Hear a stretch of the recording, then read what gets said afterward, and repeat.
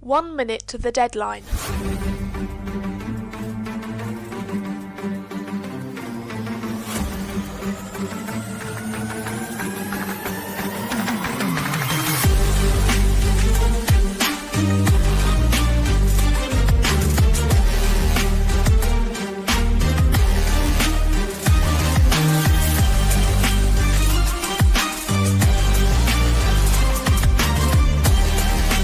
Seconds.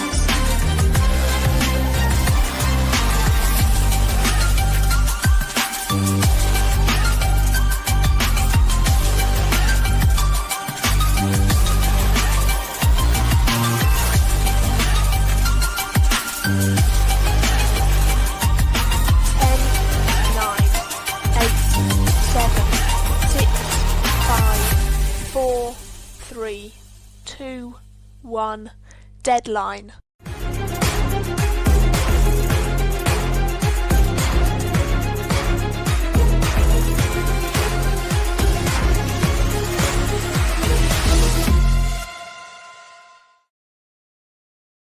Hello and welcome to DBN's coverage of the Boston Massacre 2025. This is Gameday Live. I am Brandon Fogel. Joining me on today's broadcast, all the way from Great Britain, is Michalis Kamaritis. Michalis, welcome.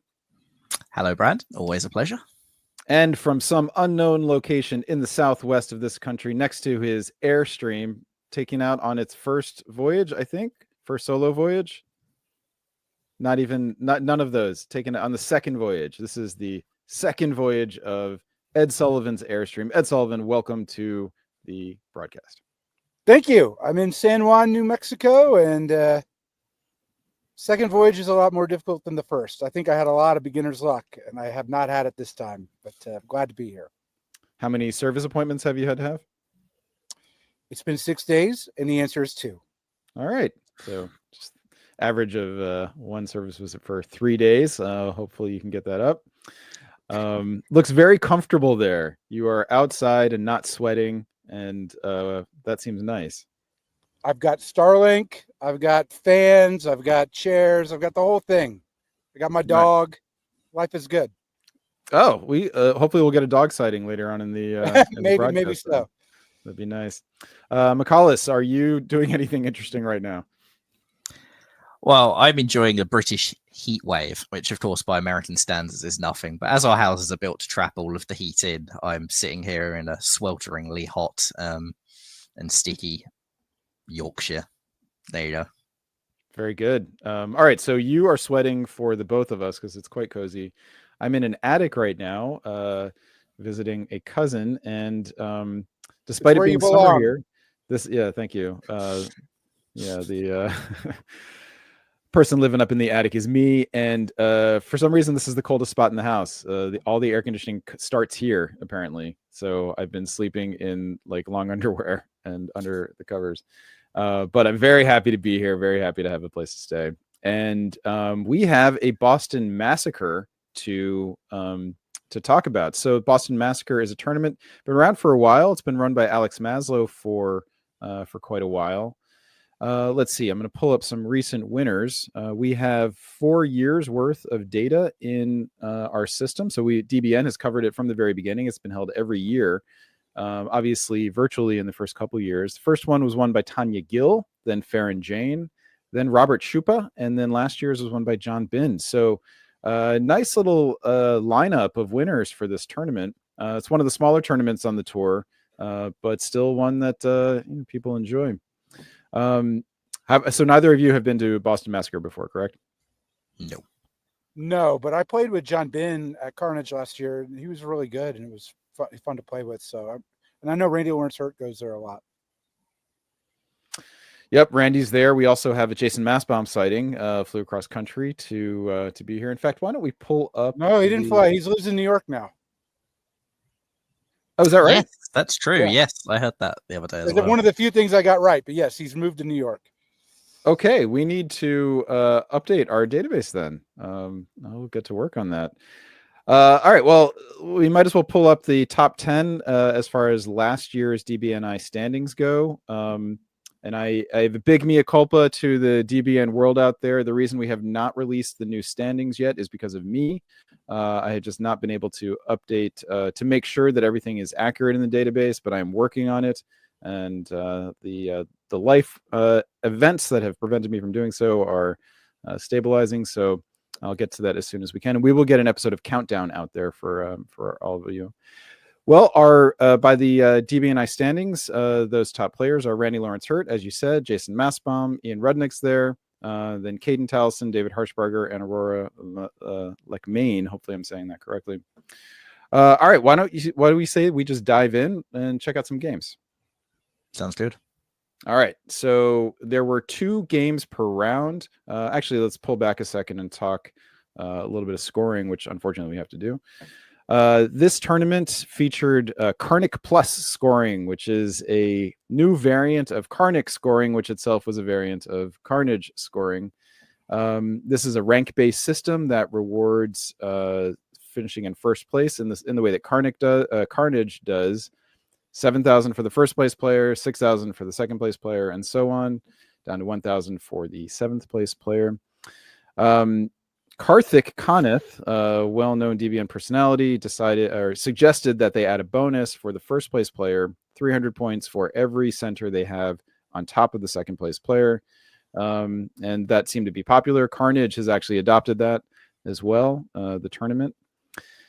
This year, Alex Maslow, the organizer of the tournament, decided to make his own adjustment and has added a bonus for the second place player, 100 points for each center they have over the third place player. If there's a tie for second place, no one gets the bonus. If there's a tie for first place, no one gets either bonus.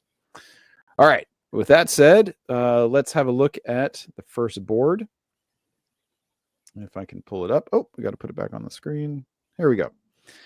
All of the boards are named after people who were involved in the Boston Massacre. This will be an interesting test of Ed Sullivan's history. Do you know who Crispus Attucks was?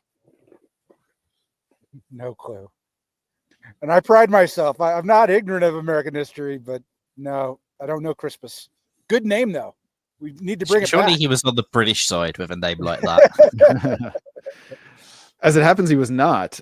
He was the first person killed in the Boston Massacre. And interesting, and this was, the one of the events that sort of led to the American Revolution.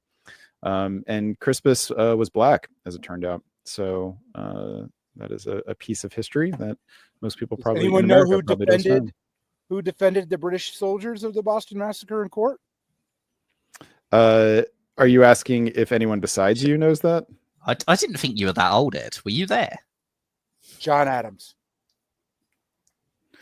It's not going to surprise you, but you'll have a chance to remind us of that a little bit later in this tournament.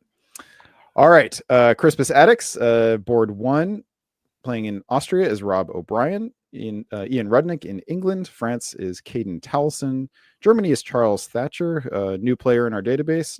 Italy is Aurora Lekmain. Hopefully I'm saying that correctly. We believe Aurora is a player who's played online in previous seasons, but this is Aurora's first face-to-face tournament. Alex did confirm that. In Russia, we have Lucien Gagliola. Interesting to know if that is the correct way to say that. Turkey, we have Oliver Bach. All right, let's dive right in and check out some moves, shall we? I think Rob O'Brien, for what it's worth, is the same Rob O'Brien or Rob playing France in the Nexus Season 9 finals. Goes by Varmint on Discord. So he's tactically pretty good. All right. Yeah, he's done very well in Extended Deadline, right? Yeah. All right. McCallus, take us away. What do you see? All right. So first of all, you look at the West, you see a DMZ in Burgundy and a bounce in Piedmont. So France not trusting Italy, but trusting Germany. You also see England going Liverpool to Edinburgh. typically seen as anti-Russian, and potentially, given the friendliness between FG, you could see early Western triple vibes. In the east, meanwhile, we see a DMZ in Galicia as well, and Austria using that unit in Vienna to cover Trieste, so nobody seemingly trusting Italy at the start of this game. Russia not opening north despite that DMZ, so that army still standing in Moscow, which typically is a bit of a concern for Austria when you DMZ Gal, and Turkey doing the more old-fashioned opening with Smyrna following up to Constantinople.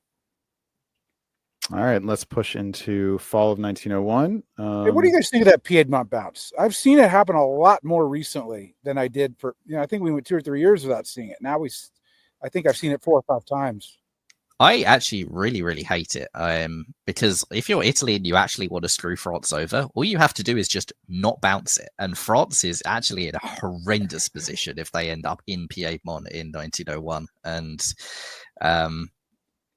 like if you can end up with like a 1-build France that can only take that build with the fleet, and that's actually atrocious. So yeah, not something I like doing as France. And no worries if you were Italy of having a French army in Piedmont. I mean, it's not the end of the world, right? Like, unless you're really worried about Austria attacking you right from the start, which is quite unlikely. Yeah, it's whether you really want to screw around with France that much for little benefit yourself. All right, let's see if, well, it's not in Piedmont, so we don't get to see if Austria and France combine. Here is what we do see, though. And McCallus, we'll stay with you for play-by-play, and then Ed will come to you for some commentary. Yep. So in the West, we actually see Germany building all 3 and bouncing Sweden. Again, potential Western Tripoli vibes where they're trying to make Germany a bit more comfortable. But no convoy to Norway, so that at least is a boon for Russia. Maybe it's just an EG. The East, meanwhile, Russia does Moscow to Livonia. A day late for Jamal Bulgali to be liking it, but still somewhat noteworthy. There's an unusual move, and they put the fleet into Romania, whilst Turkey perhaps expected Austria to go for rum and didn't get it, so maybe early signs of AR cooperation against the Turk. Turkey does get into the Black Sea, though. Ed, how do you feel about 1901? Ian must have a really good diplomatic read on Charles to let Germany get 3 builds. It doesn't appear to be a Western triple for me, but that's quite a lot of trust in the beginning. And Ian's pretty savvy, so he must think that he's got a good working partner there. And I hate bounce. I hate giving up the black as Russia like this. It puts you in a bind as to what you want to build, I think. And it's just, I would have just bounced the black and rather been bounced out of Romania if that happened. I suppose the bounce out of Romania is a lot worse if you're not sure you're getting Sweden, though. And obviously, fair point. Get Sweden.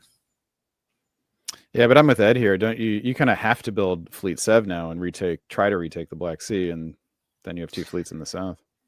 It's not unnoteworthy that Turkey's done con to Smyrna, so there's a real world where fleet con comes down, which means that Fleet Sev is one of the worst builds you can possibly do. So it just means the 2 of you go nowhere for the rest of the game. Yeah.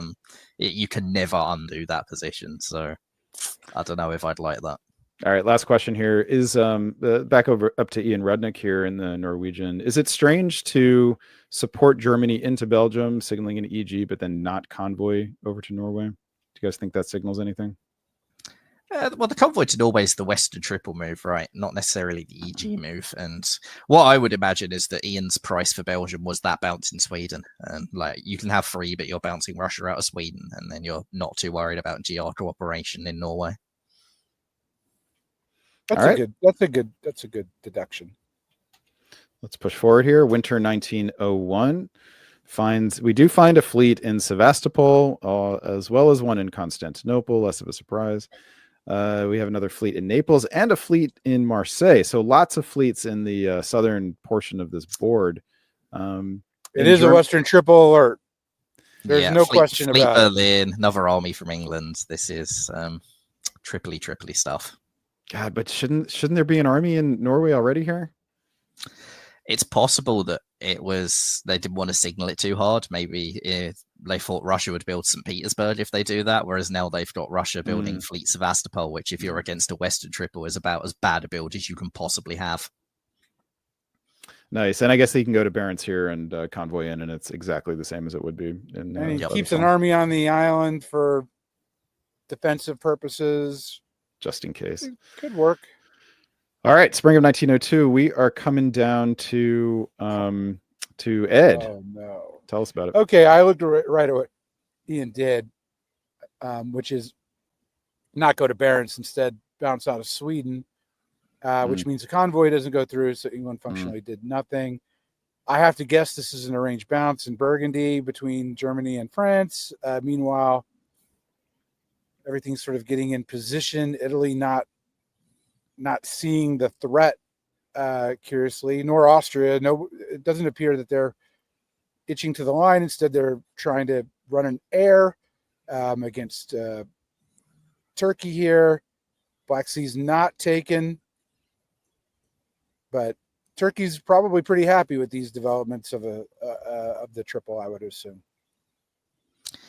Yeah, I think it's quite reasonable to try and kill Turkey. Like, they're the one who generally benefits from Western triple, and if you're in the East and you're facing Western triple, the question is always, can you kill Turkey fast enough? And if the answer is no, then you have to try and cut some deal with them. But if you can just get them out of the game before the West arrives, great. With France already in Lyon and poised to come into West, you still feel that way? Oh, I'm not saying it's a gamble that's going to work out, but I don't think it's an unreasonable gamble to have taken. Yeah. All right, fall of 1902. Back to you, Ed. Russia retakes the Black Sea. Turkey's going to go down one. Italy sees the convoy to Tuscany, which I thought was a possibility, and bounces it. It's interesting. And of course, Ionian goes to Tyrrhenian. So good defensively, I guess, from Italy, but it's pretty stagnated here. So poor Aurora. On the other hand, it gets worse for Italy with this bounce in Tuscany, because is Rob making a move on Italy here by supporting himself into Tyrol? Maybe he thought Munich would go there. And that was the idea of taking it. But Budapest doesn't do anything. It doesn't seem like Austria is rushing to panic against Germany here right now. Which, might be the right move and it might not be. I don't know. But meanwhile, I'm just calling it the North. England picks up Sweden, which is good, but convoy doesn't work this time because it's bounced by St. Petersburg. And good move by Russia here to bounce a convoy from Berlin to Livonia. So both of the long attempted convoys did not work out for the Western Triple. Slow and steady progress would have been better in hindsight. Yeah, we've got to give some credit to Lucien here. Like, that turn went about as well as it could have done for Russia, right? They have managed to get into Black Sea. They've managed to bounce Norway and bounce Livonia. Sweden wasn't theirs in the first place, so it's not a loss. And their position is not as bad as it could have been when they're against a Western Triple with two southern fleets. Ukraine to Sevastopol is optimistic, but Germany so far hasn't committed the extra armies east. So not the worst turn for Russia there. I think that they've probably made the best of a bad situation. Yeah, and Russia probably agreed. It would be nice to have a build, though. Sorry, Brandon. I was going to say Russia has to like seeing that French army in Burgundy as well. Probably just miscommunication between FG, but maybe it becomes an opportunity. Yeah, now that England's in Sweden and not in Norway, like, at what point did EF decide, we're not making any progress on our other fronts, let's just go in on Germany? I mean, it has to not have escaped Ian's notice that Denmark has sat unordered 2 turns in a row when a simple support of Norway into Sweden would have been pretty useful. Yep. All right. Winter 1902. Here's what we got. We have a fleet now from the English in London. Suppose Liverpool would have been worse. I had to. Wait, did York try to go to Edinburgh? No. Okay. That would have been funny. It would be like, oh, I have to put it in London. We have an army in Vienna from Rob O'Brien, only place it could go, and we get a rebuild of the fleet from Oliver Bach, who cleverly disbanded the fleet so he could rebuild it on the other side. All right, let's push forward here. Spring of 1903. Back to you, McCallus, for the play-by-play. It looks like the call out about Austria making a move on Italy was probably correct, as Piedmont and Tyrolia now follow up, which is not good news for Aurora.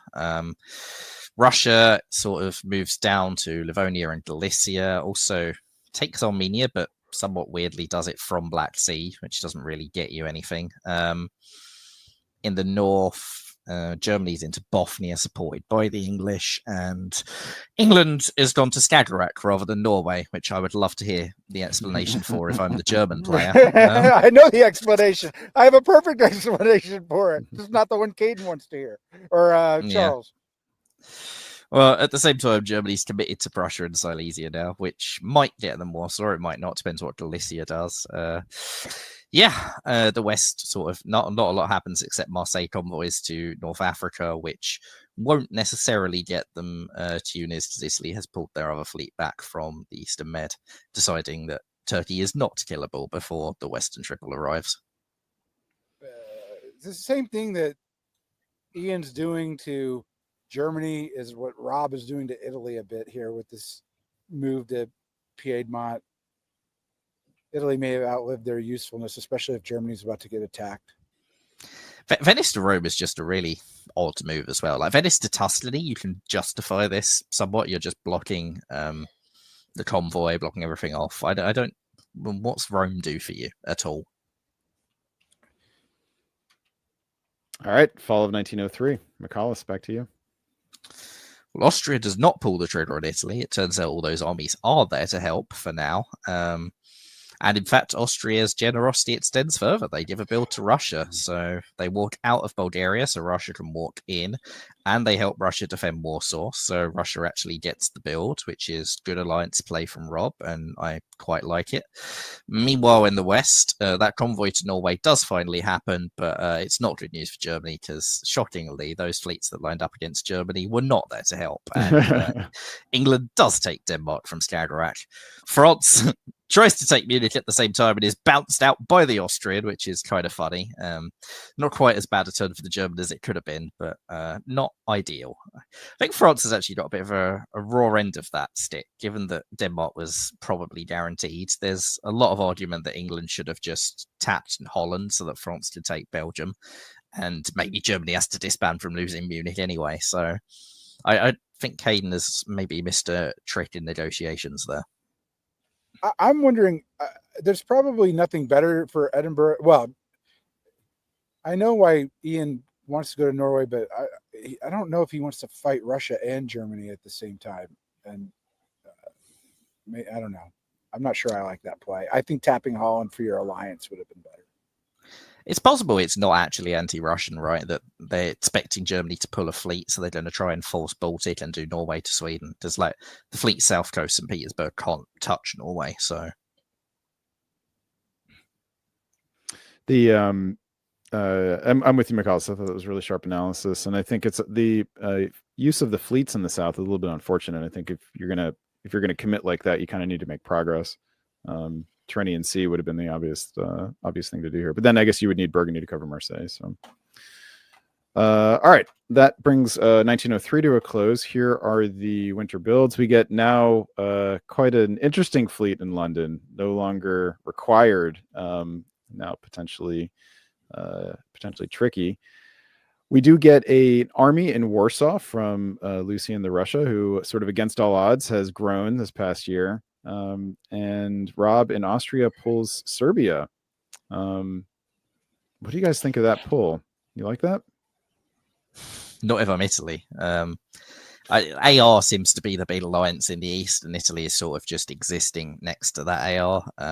Serbia is quite a safe pull when the only unit next to Serbia is a fleet on the Bulgarian East Coast, right? So I don't think it's necessarily a bad thing. It's the right move to keep the fleet so that you can still take down Turkey, but Italy can't really like those three still being lined up all around Venice. It's what I would have pulled. I'm attacking Italy if I'm Austria here. Just cutting a deal with France and splitting Italy up. Split Italy up and let England and Germany fight. That sort of thing. Yeah, I mean, at this point, if you're Austria, you probably actually want France to be able to counterbalance England. So French growth through Italy isn't really bad for Austria. I think it's very unlikely that the two-fleet France is going to start threatening Greece. I see that the Italian army is back in Venice. Oh, it just went back there. Okay. All right, let's move forward. Spring of 1904. Down to you, Ed. Here are the moves. Well, Austria does not attack Italy, and we have this move to Rome again. France has backed off of Italy. Good news for Italy here, convoying back to Spain, thinking the army may have better things to do than being in North Africa, which is really any army would have better things to do rather than being in North Africa. So good on you, Caden. Russia fully committing to defense against England, I think, who's not attacking. I don't understand why.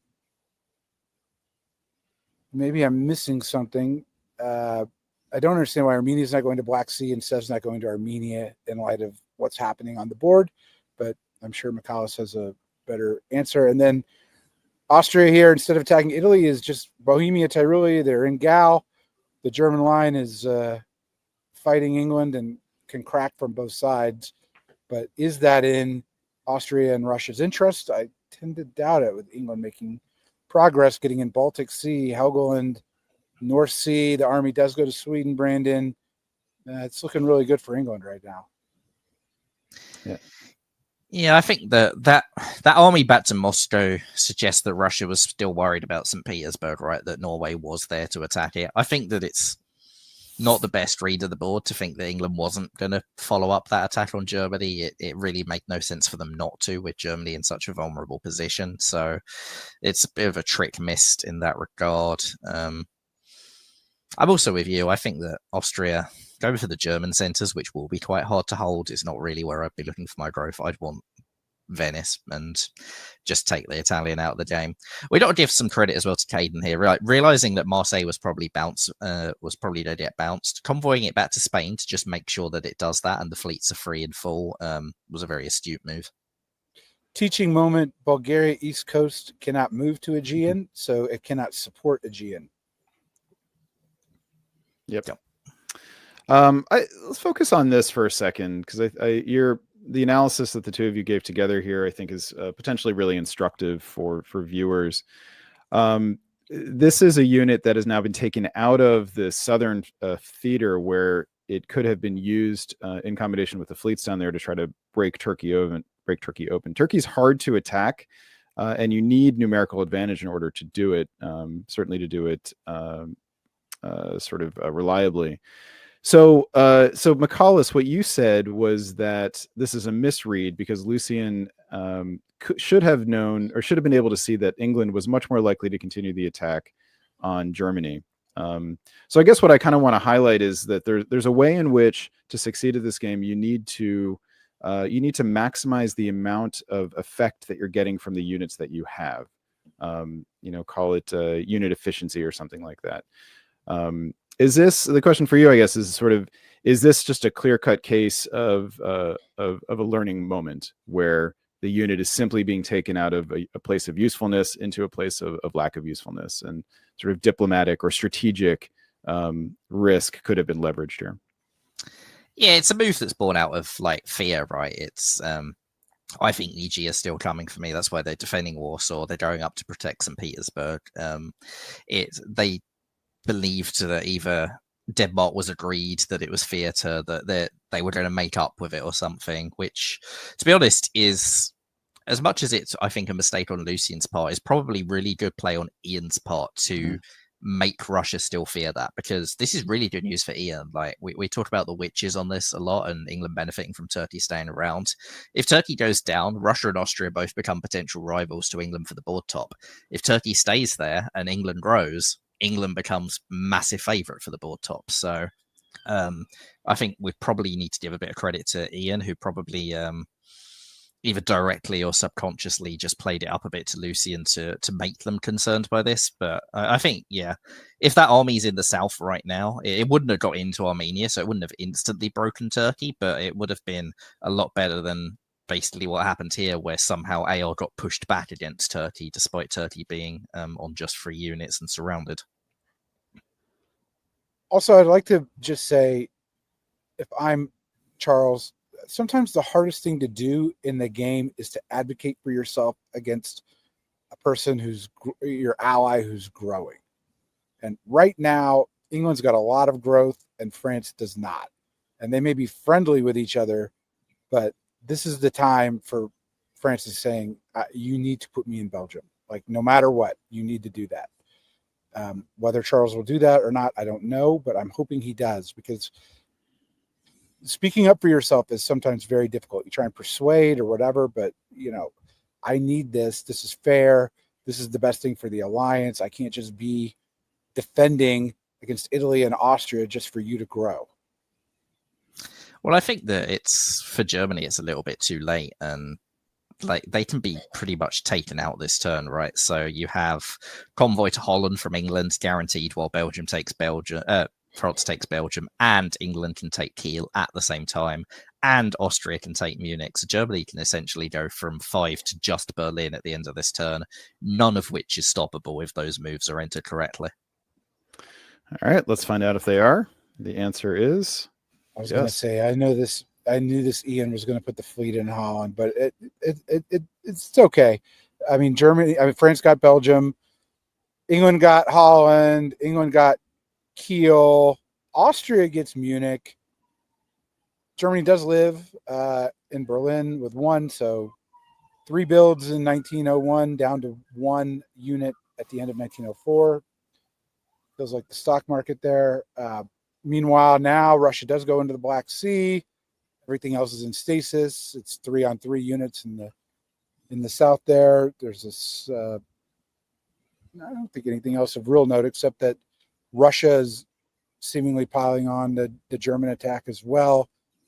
I think at this point, Russia and Austria have to realize the power of England here, as well as their issues with Turkey. Yeah, I mean, Germany supports Austria into Munich, so may have cut some sort of janissary deal, like keep me alive in Berlin, and I'll help slow England and France, well, mostly England, down for you. I see that, but then I see Russia and Prussia. Well, that could be there to support whole Berlin, right? Like, there's an argument that that's needed. I don't like Moscow staying there. I think you really do need that unit against Turkey. And I'd also... Italy has sent Ionian to Tunis and like Tunis to North Africa here, which at this point you really have to ask what Italy is doing for AR. Like they're not helping take down Turkey, so they're not doing anything at all for AR, and therefore, what use do they have? Like, why wouldn't you just take their dots? Again, Austria didn't do it that turn. I probably would have done, and.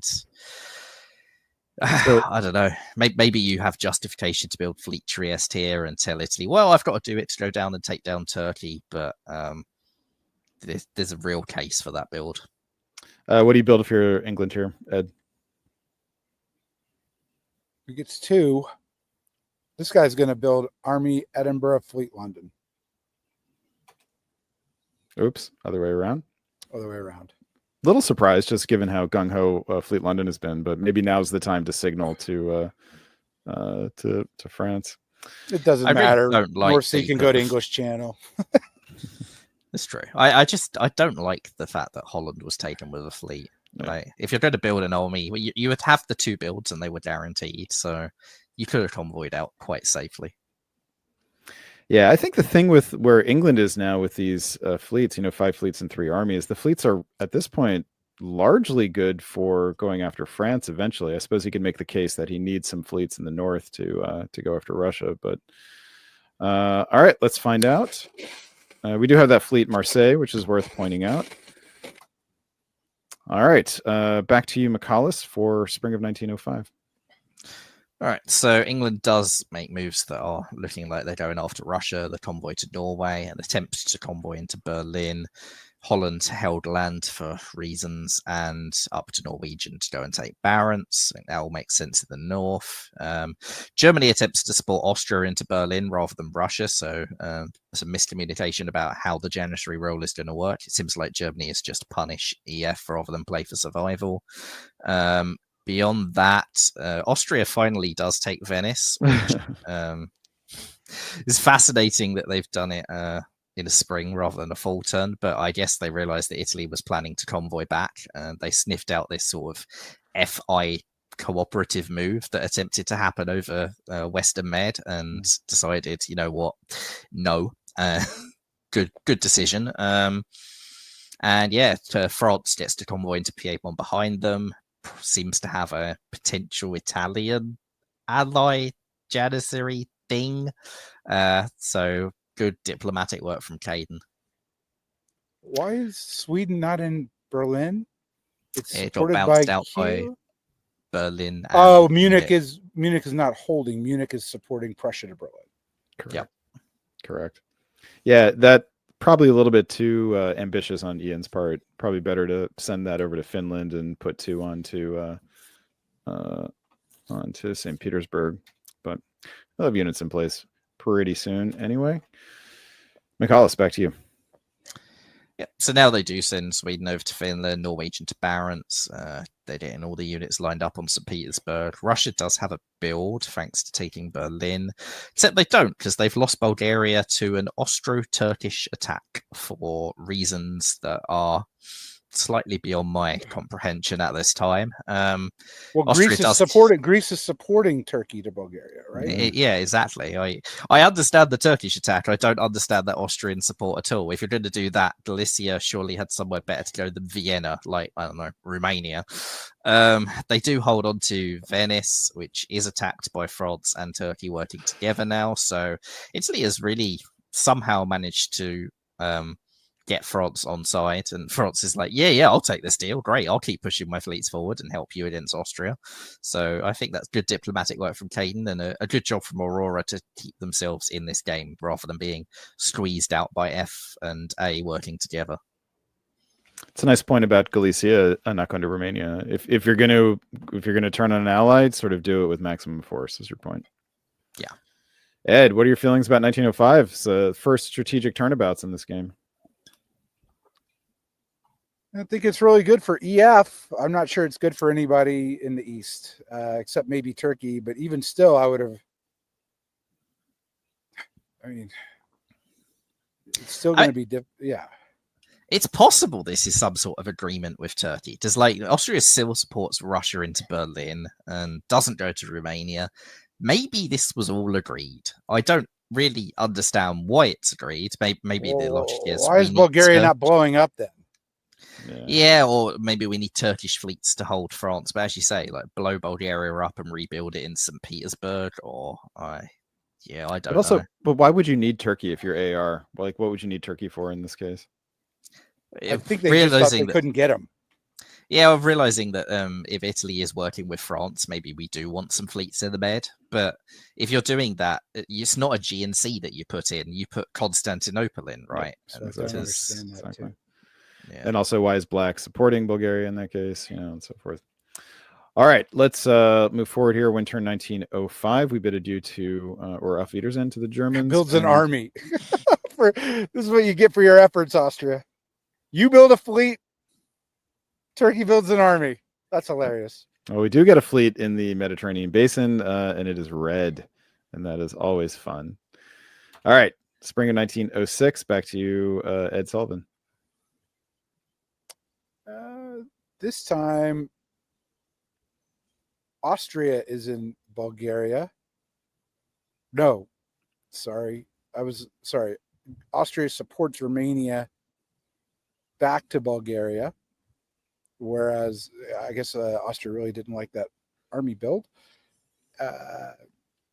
which is, I guess, good news for Russia, although Russia now has lost St. Petersburg, which is bad news. England convoys to Holland. And, Aurora, for your efforts, you lost Tunis, and the army in Tuscany has been blown up.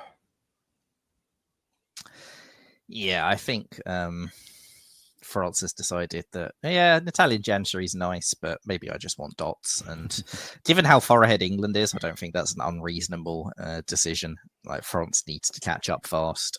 Like, it's interesting how England, once again, is going to justify that convoy to Holland. It was easy to justify a couple of years ago when you're taking down Germany, but Germany's gone. Now, why do you need the army in Holland? Why is it suddenly there? What is that doing for you? But Ian's been sort of crafty in this game and putting himself into positions where he can just get a better stab on an ally than he really needs to have at that stage of the game. Yeah, I like your point about France towards Italy. What's better than 3 units that you think you can control? 3 units you can definitely control. All right, it's fall of 1906. Back to you, Ed.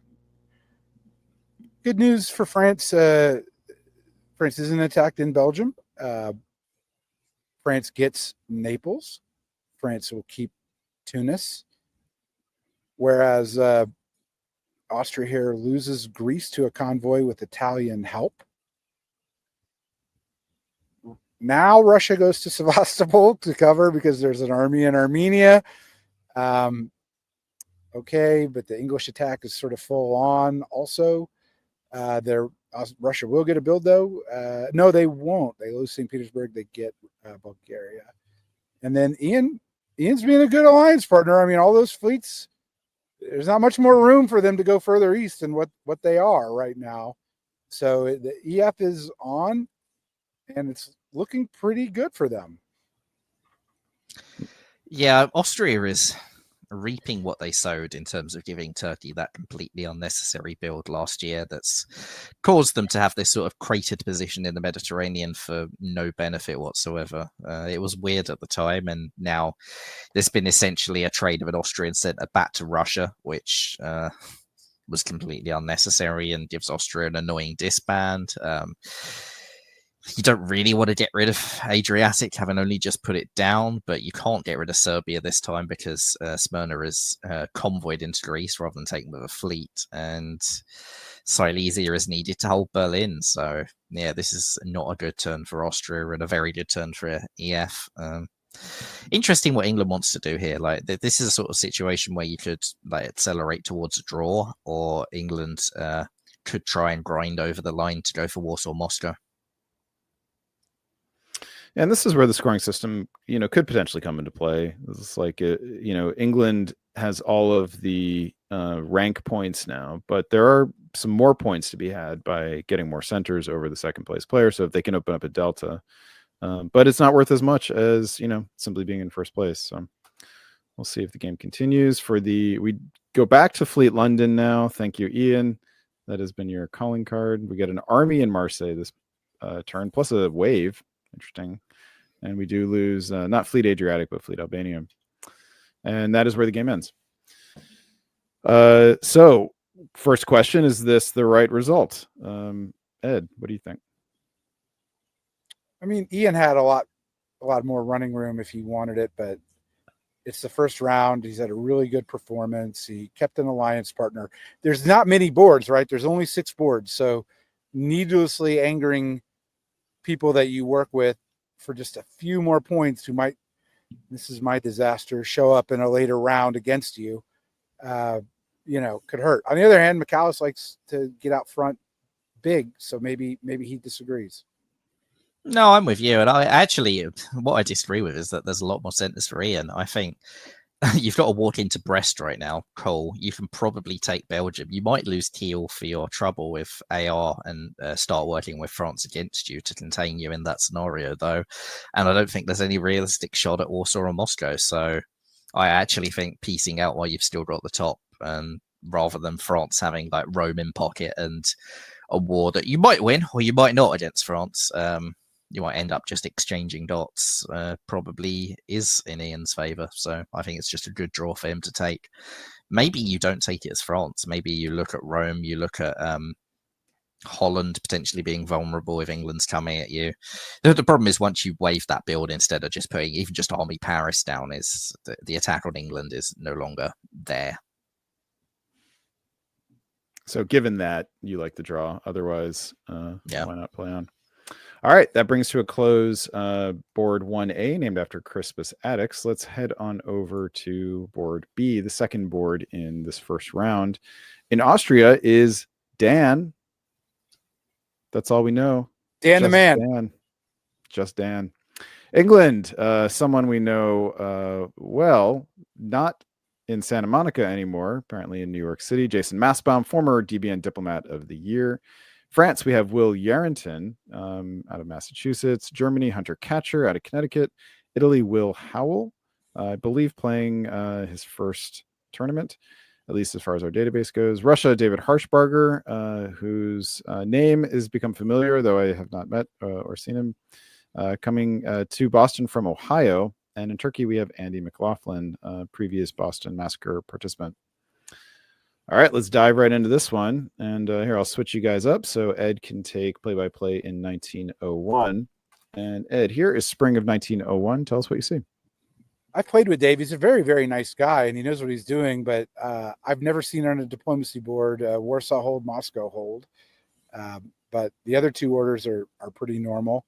Old school Turkish opening.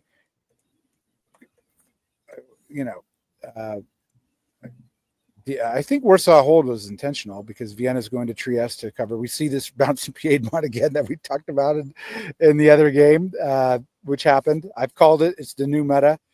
I'm looking at Hunter. Hunter does standard moves in Germany, and so does Jason. Whereas,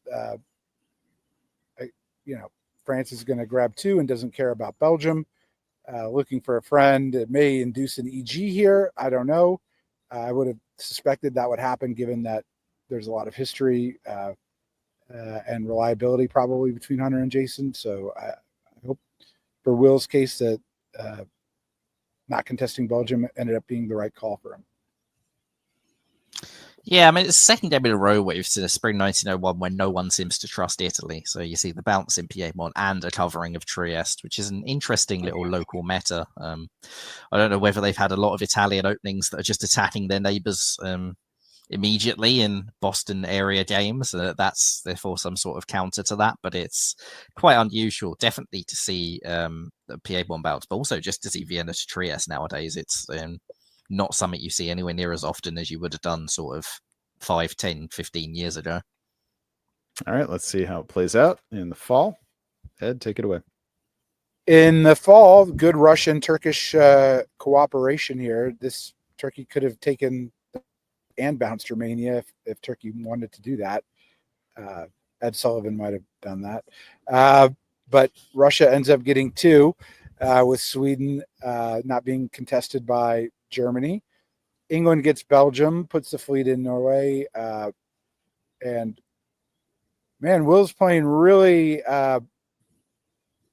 Lisbon Leap. Actually sit on a board. We see the Lisbon Leap and go to Spain. It's about as far away from England and Germany. I can't imagine it being further away, except I guess Mid-Atlantic. It couldn't have convoyed to Portugal and moved to North Africa at the same turn.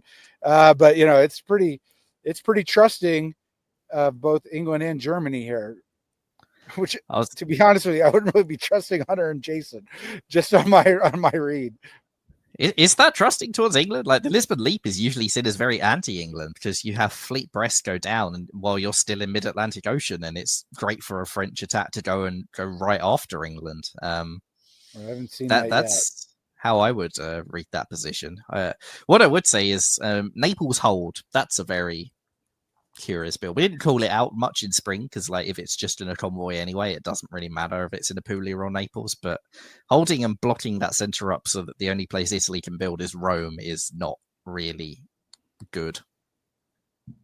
It's fun. I mean, you can only have one fleet go to the Ionian to begin with, but you might want to be supporting it to actually get in the Ionian, right? Because Greece could actually, bounce and put 2 on Venice. That would be fun. All right. Focus on EF here. What do you build if you are France? McCallus. Fleet Brest, Army Paris. Like the only point of a Lisbon Leap is to go and attack England. So that's what I'm trying to do. And Ed, having heard that, what do you build if you're Jason Massbaum in England? If that's true, he'll build Fleet London, Fleet Liverpool, I guess. All right, let's find out. England, we have Fleet Edinburgh and Army London. So pro-French builds, I believe. And we do get those builds from France. So it'd be interesting to see what Will Yarrington does with that position. Hunter in Germany, I think, sort of wins the award for us wanting to know what's going on. Builds Fleet Kiel and Army Munich, the sort of most option-laden builds he could make. But Jason does have some issues in the north because David Harshbarger in Russia has built Fleet North Coast St. Petersburg, which can't have made him happy. And so that combined with Fleet Kiel suddenly looks, and Fleet Brest, that suddenly looks pretty ominous for Jason Massbaum, doesn't it? The North Coast build. Yeah, and also no build in Sevastopol, Fleet in Romania. This is smelling quite ratish, I would say, in the east right now. Italy, maybe in some bother. All right. When I've played with Hunter a million times, he's like super vague. It might just be with me. And so he's playing that way, and he's a man who hunts for his opportunities. And so I don't know what he'll do here, but he obviously is a hugely important person in this game at this moment.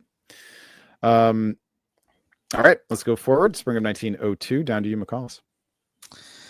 All right, so in the west, what we see is France does go and attack England as expected. Goes to go to Picardy, gets into Irish Sea, gets into English Channel, goes up to Gascony. All very nice for them, except Germany is not on board. Germany is pro-England after all, supports themselves to Burgundy, has Italy coming west, going to Piedmont and Western Mediterranean and Tyrrhenian Sea as Italy, that fleet in Rome. The most useful thing you can sort of do with it if you want to actually get something out of that build is to go west, and that's what they've tried to do. Unfortunately for them, Austria sort of is coming, so they're in Tyrolia for reasons. They haven't gone to Ionian Sea, so the rat isn't in sort of full swing yet, but I'm not sure Will should be trusting Dan too much, especially as Turkey has shifted the fleets out. There's a DMZ in Black Sea. Not good. Russia, meanwhile, loses the guessing game in terms of taking Norway and probably won't be able to take it now because England's up in Norwegian Sea and will lose Sweden. So not a great turn for David in that regard. But England taps Holland because they weren't sure they had Germany. Man, I got to tell you, the Wills have got to work it out. You know, they have to, like, Italy. This is horrible for Italy. I know that Jason and Hunter probably like it for now, but it's not even good for them in the long term for Italy to crater so quickly. So that's the thing that I keep looking at. Italy's just made a miscalculation here by going west. Yeah, possible will on will violence coming up. But Ed, your prognostication of an EG appears to be coming true. Fall of 1902, down to you, McCallis. Yep. So good moves from EG here to get straight into Gascony. Nice guess. That's always a delightful position for cracking France open. Elsewhere, they also cover London, which is not ideal, but not the end of the world. Given there's a hole in North Sea, it's a problem, but a problem for later.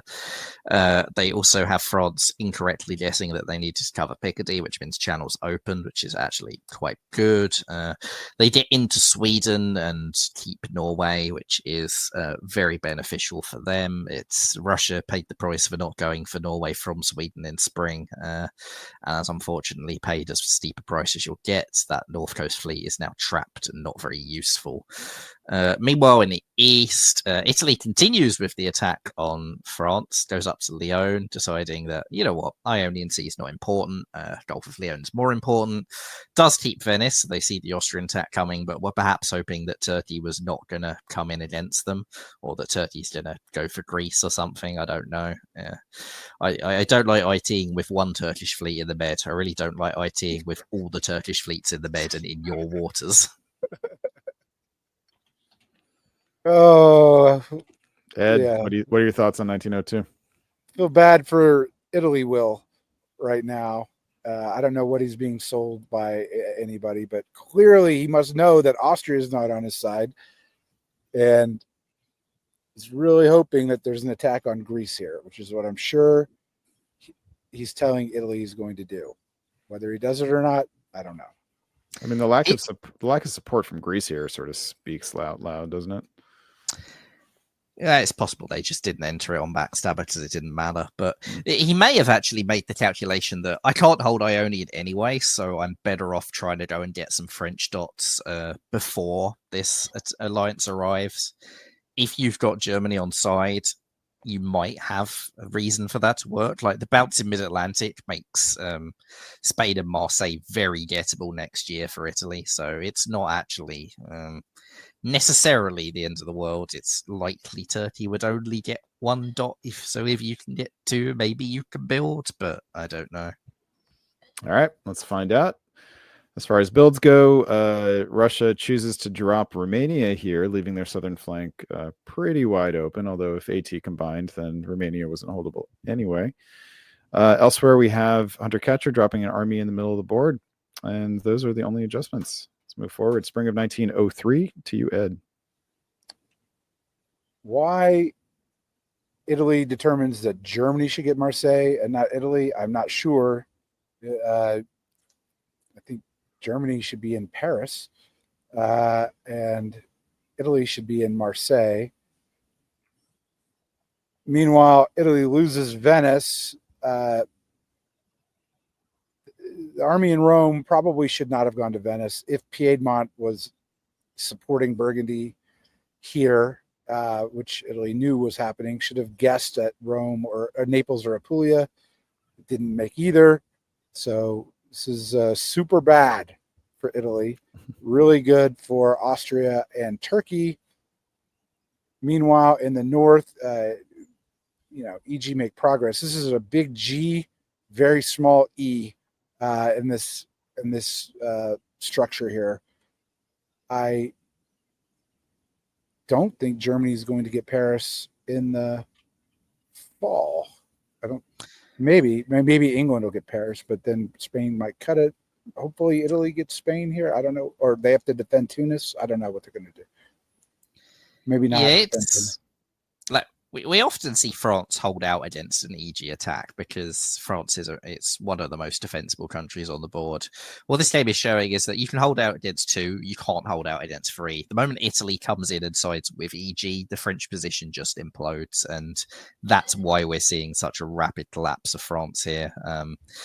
Brest is what I would probably be looking at if I'm England, like gasly tapping Paris to try and get yourself into Brest. Spain probably falls. And if you're Jason and you manage to negotiate correctly, you might even get Brest and St. Petersburg in the same turn, which rebalances that alliance that's currently quite pro-German. All right. The answers are, Ed, tell us about them. Well, he doesn't get Paris. Sorry, he doesn't get Brest and St. Petersburg, but he does get Brest and Paris. So he's pretty happy with that. That's really good for Jason. And Hunter's not too disappointed. He gets Marseille, and then he puts Italy and Spain, which is ultimately unholdable by Italy.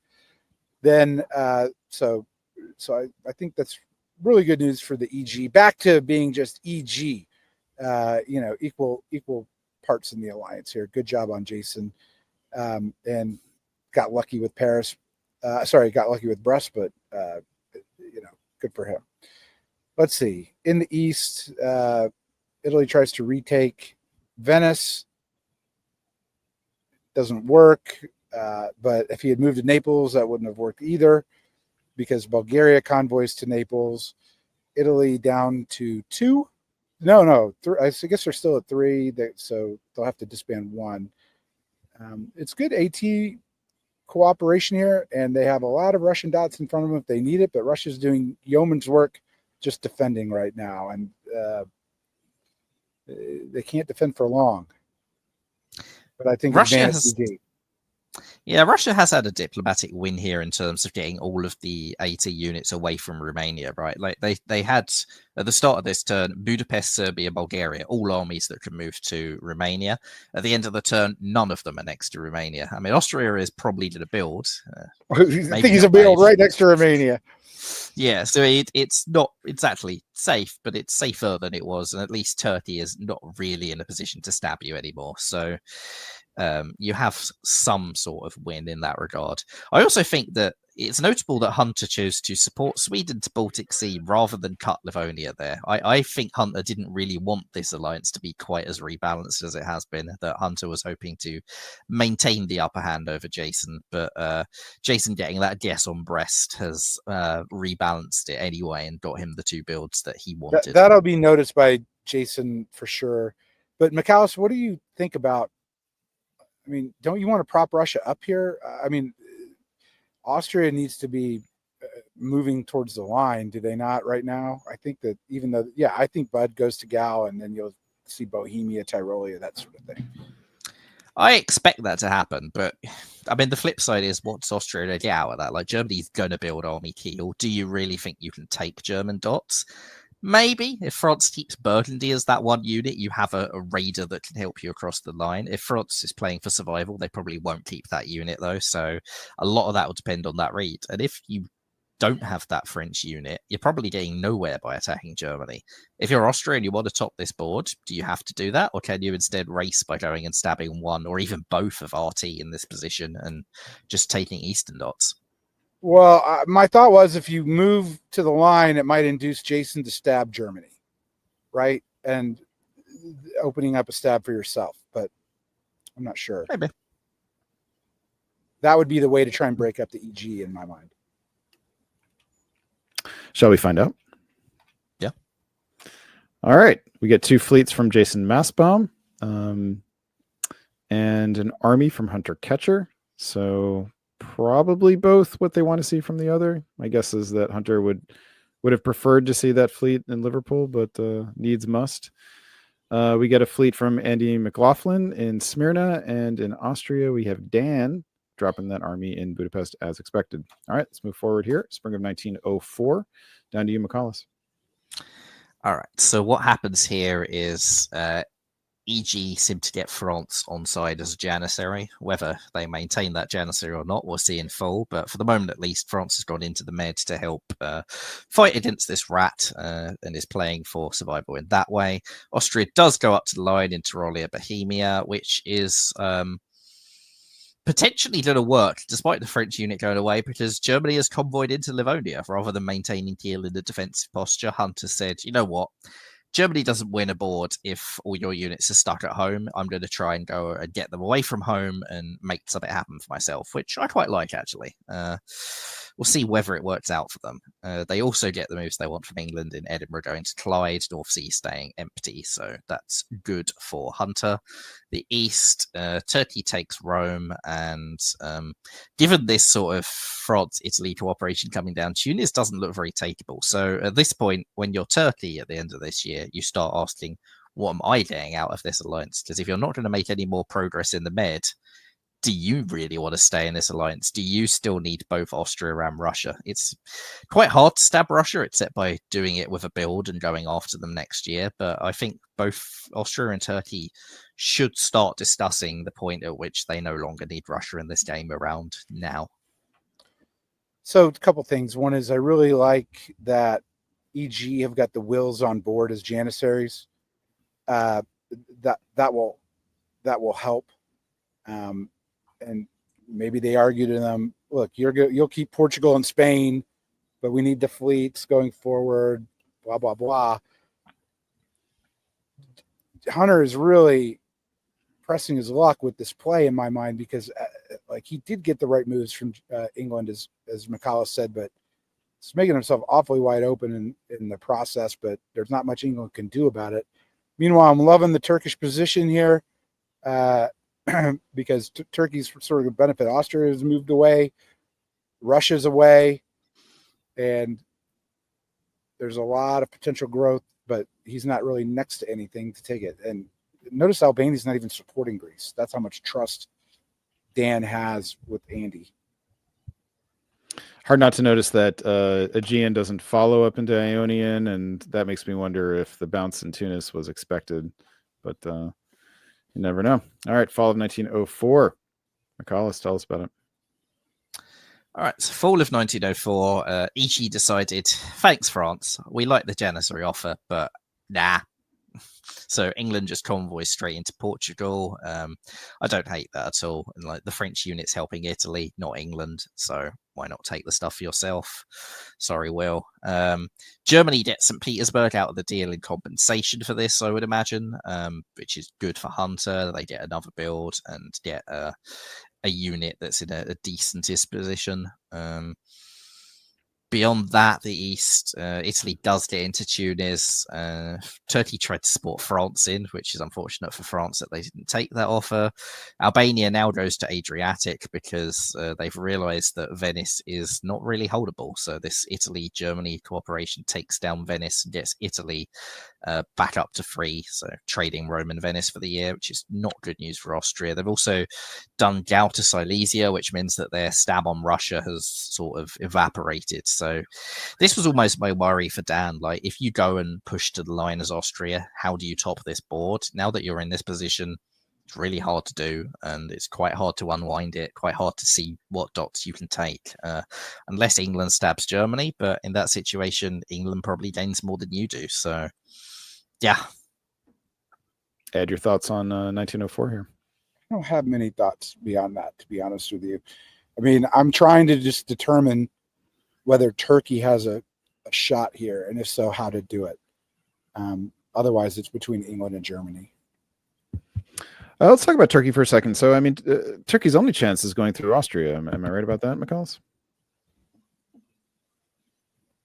I don't know. I think that the Austrian stab, like that Greece army, is slightly annoying to deal with. You probably lose the dots you have in Italy if you attack Austria. It's quite hard to hold Rome and Naples at that stage if you don't have Austria on board. So I still think that it's Russia that they should really be looking at. I don't think Russia's actually helping them very much. Like, St. Petersburg is lost. E.g., don't really have the armies to take Warsaw or Moscow, so why not take Romania and Sevastopol? Those are the centers that I want to take if I'm Turkey here. I don't know. I think the strategy is to get E and G to fight somehow. That's it. Otherwise, it's E or G.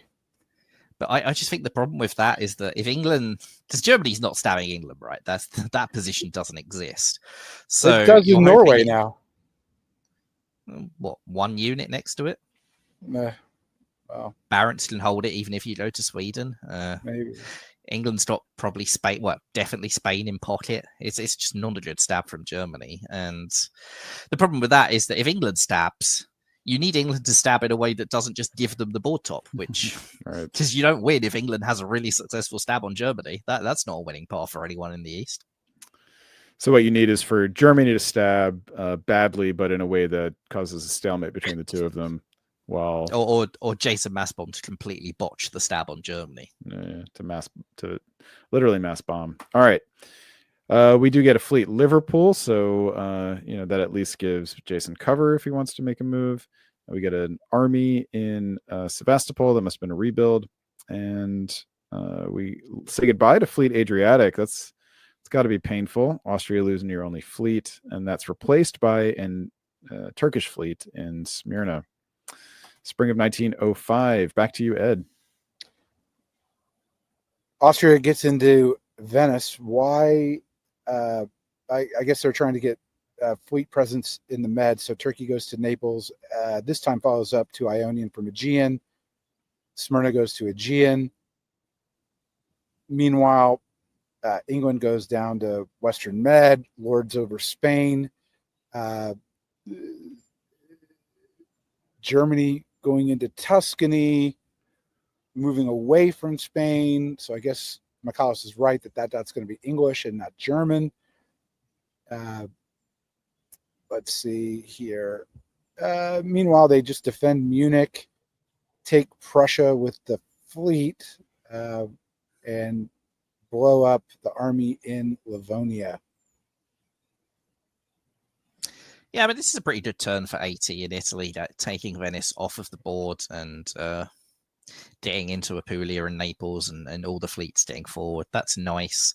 It also means that Turkey's position is a lot more secure in those Italian dots if they do want to look at Austria later. They still have the problem of Greece and that retreat, though, which is why, even though Adriatic was a painful disband, I think it was the correct disband, because if you did pull Greece, I think then you do open the door to that Turkish stab on you, whereas at the moment you are relatively safe from it. Livonia is a nice blow up, but it's not really going to do anything. It doesn't actually achieve anything at all, except mean that you're not next to Sweden anymore, which means that the English stab on Germany just got a bit better. Jason's got quite an opportunity here, doesn't he? Marseille, Spain, Sweden. Yep, that's enough. Go to North as well. You're in business. Will he do it? No. Well, It does take Spain. But I mean, why wouldn't you take Spain, right? You take Spain. Is it me or you? This is Ed Sullivan. That's right, McCallus. You're stepping over me. Note that English Channel isn't the one going to Mid-Atlantic. He does go to Spain. He obviously now has 3 on Marseille if he wants to do it. Meanwhile, Germany is stuck holding Munich. Everything else support holding. Austria takes Venice. But Italy, thanks to German help, which I guess had to happen, otherwise it wouldn't have happened. Tyrrhenian Sea gets into Rome. So Turkey down 1. But Turkey, on the other hand, gets into Tyrrhenian, gets into Ionian. It'll be interesting to see what Turkey disbands. This was just a mistake by Turkey. I mean, they won't disband anything because Rome got blown up, but Apulia didn't need to support Venice, right? There's 2 next to Venice, and Trieste is there to support hold it. Like Apulia support holding Rome just solves this position. So by not support holding Rome, they've just made an error. Nothing really to it other than that. Let's talk about Jason passing up the stab here on Germany. Do you guys like that? Dislike it? I like it. I don't think he needs it yet, and I think they can make some progress here still. And Germany can't make any progress, right? So that's good for England. And he's set up in 06 if he wants to do it. It'll just get better. It'll just continue to get better, assuming everything is in stasis in the north and the center of the board. Yeah, the only thing that would force England's hand on making that stab is if Austria does get stabbed. Because if the Austrian pressure on Germany goes away, then Germany can turn around and do something to England. But as long as Austria is not being stabbed and the rat is holding together, you don't need to drop that hammer. It's like a sword of Damocles that's there for whenever you want it. All right, let's move forward. Winter 1905. We get a Fleet London. Could have been an army. Could have been, I don't know what's good for. I think that is. I think you don't want to see that if you're Germany. I think. I mean, the argument is that because you now need to send English Channel to Mid-Atlantic, you want to just backfill English Channel. It's not a great argument, but it is the argument. There's no reason for that not to be in Liverpool if you're committed to the EG. The flip side is Jason could have stabbed last turn and didn't, and. What I actually think Jason probably should do from a tournament perspective is just tell Hunter, I'm ahead, I'm staying ahead, you're going to have second, I'm going to have first. Maybe this is I'm putting a build down to draw right now. And just, let's see. The answer is yes. Yeah. So the argument, from a scoring perspective, the argument for taking the draw here is that you don't gain a whole lot more. You have first place, the majority of the points you get are for first place, but in Karnic scoring, you do get 300 points per center that you have over the second place player. So, if Marseille, Holland, Sweden, Denmark too, he probably picks up 4 dots that he can hold reasonably well in the next year. Is that an argument for sticking for keeping the game going? Is that 1,200 points worth it in your opinion? What do you guys think? Ed? I think I might have kept going. not because it's a different rationale. You could have the same rationale as the players in the last game, but I think it's slightly different. If I'm Jason, it's not that I'm getting extra points, but if I could somehow get Hunter further down in placement, and I think Hunter is a more legitimate candidate to win the tournament, that would be a good idea. And so the crippling Hunter, getting him into 5th or 4th would be worth it. McCallus. I probably also would have continued another year, not necessarily actually to stab Germany. I think that I probably would have looked to see whether I can take Tunis. Like the East have made some suboptimal moves, and I think Jason and Hunter will be confident they can out-tactic that East. With all due respect to those Eastern players, they probably have less experience than EG do. So I think that I would have looked at that and potentially... if some sort of stab happens in the East and Germany gets into Warsaw or whatever, England can backfill St. Petersburg. I think there were like more dots on the table where you maybe end up with maybe 2 ahead, just a few extra points in that regard without having to stab your ally. So I think that was potentially on the table. But on the flip side, this is probably... it's a Saturday morning round, right? So there's probably another game later. Maybe you just want the break, go have lunch and get yourself in the best mindset and as fresh and ready for the evening round as possible, rather than dragging that out for points that like in this scoring system, the center points are almost irrelevant. It's really the gap points and the rank points that matter. So you would get 1 extra point out of 7,300 for taking 1 more dot if it doesn't get you further ahead. It's interesting. I thought when you brought up Tunis that you were starting to think about 18. I don't see there's no army position in the center, and I don't see where the 18 comes from when England's never getting Munich or Berlin at this game, I don't think. So yeah, I suppose there's also the possibility of breaking into the Ionian and maybe picking up Naples and so forth, but there's still a lot of firepower in the East. The only way you can break through the Ionian, though, is if you can somehow convince Russia to stab Turkey, which David Hochbarger is not a new player. He's played a few games. So I think he will know better than to do something that insane. All right, so that brings round 1 to an end, and that finds Ian Rudnick and Jason Masbaum tied for first place. Both had 9 center lone board tops. And Caden and Hunter in second place, both with the exact same score as well. So that means that these were both 9-8-6 games. Interesting enough. We don't get a difference till we get down to Andy McLaughlin.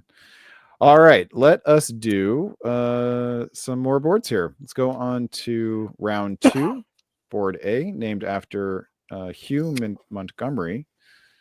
And...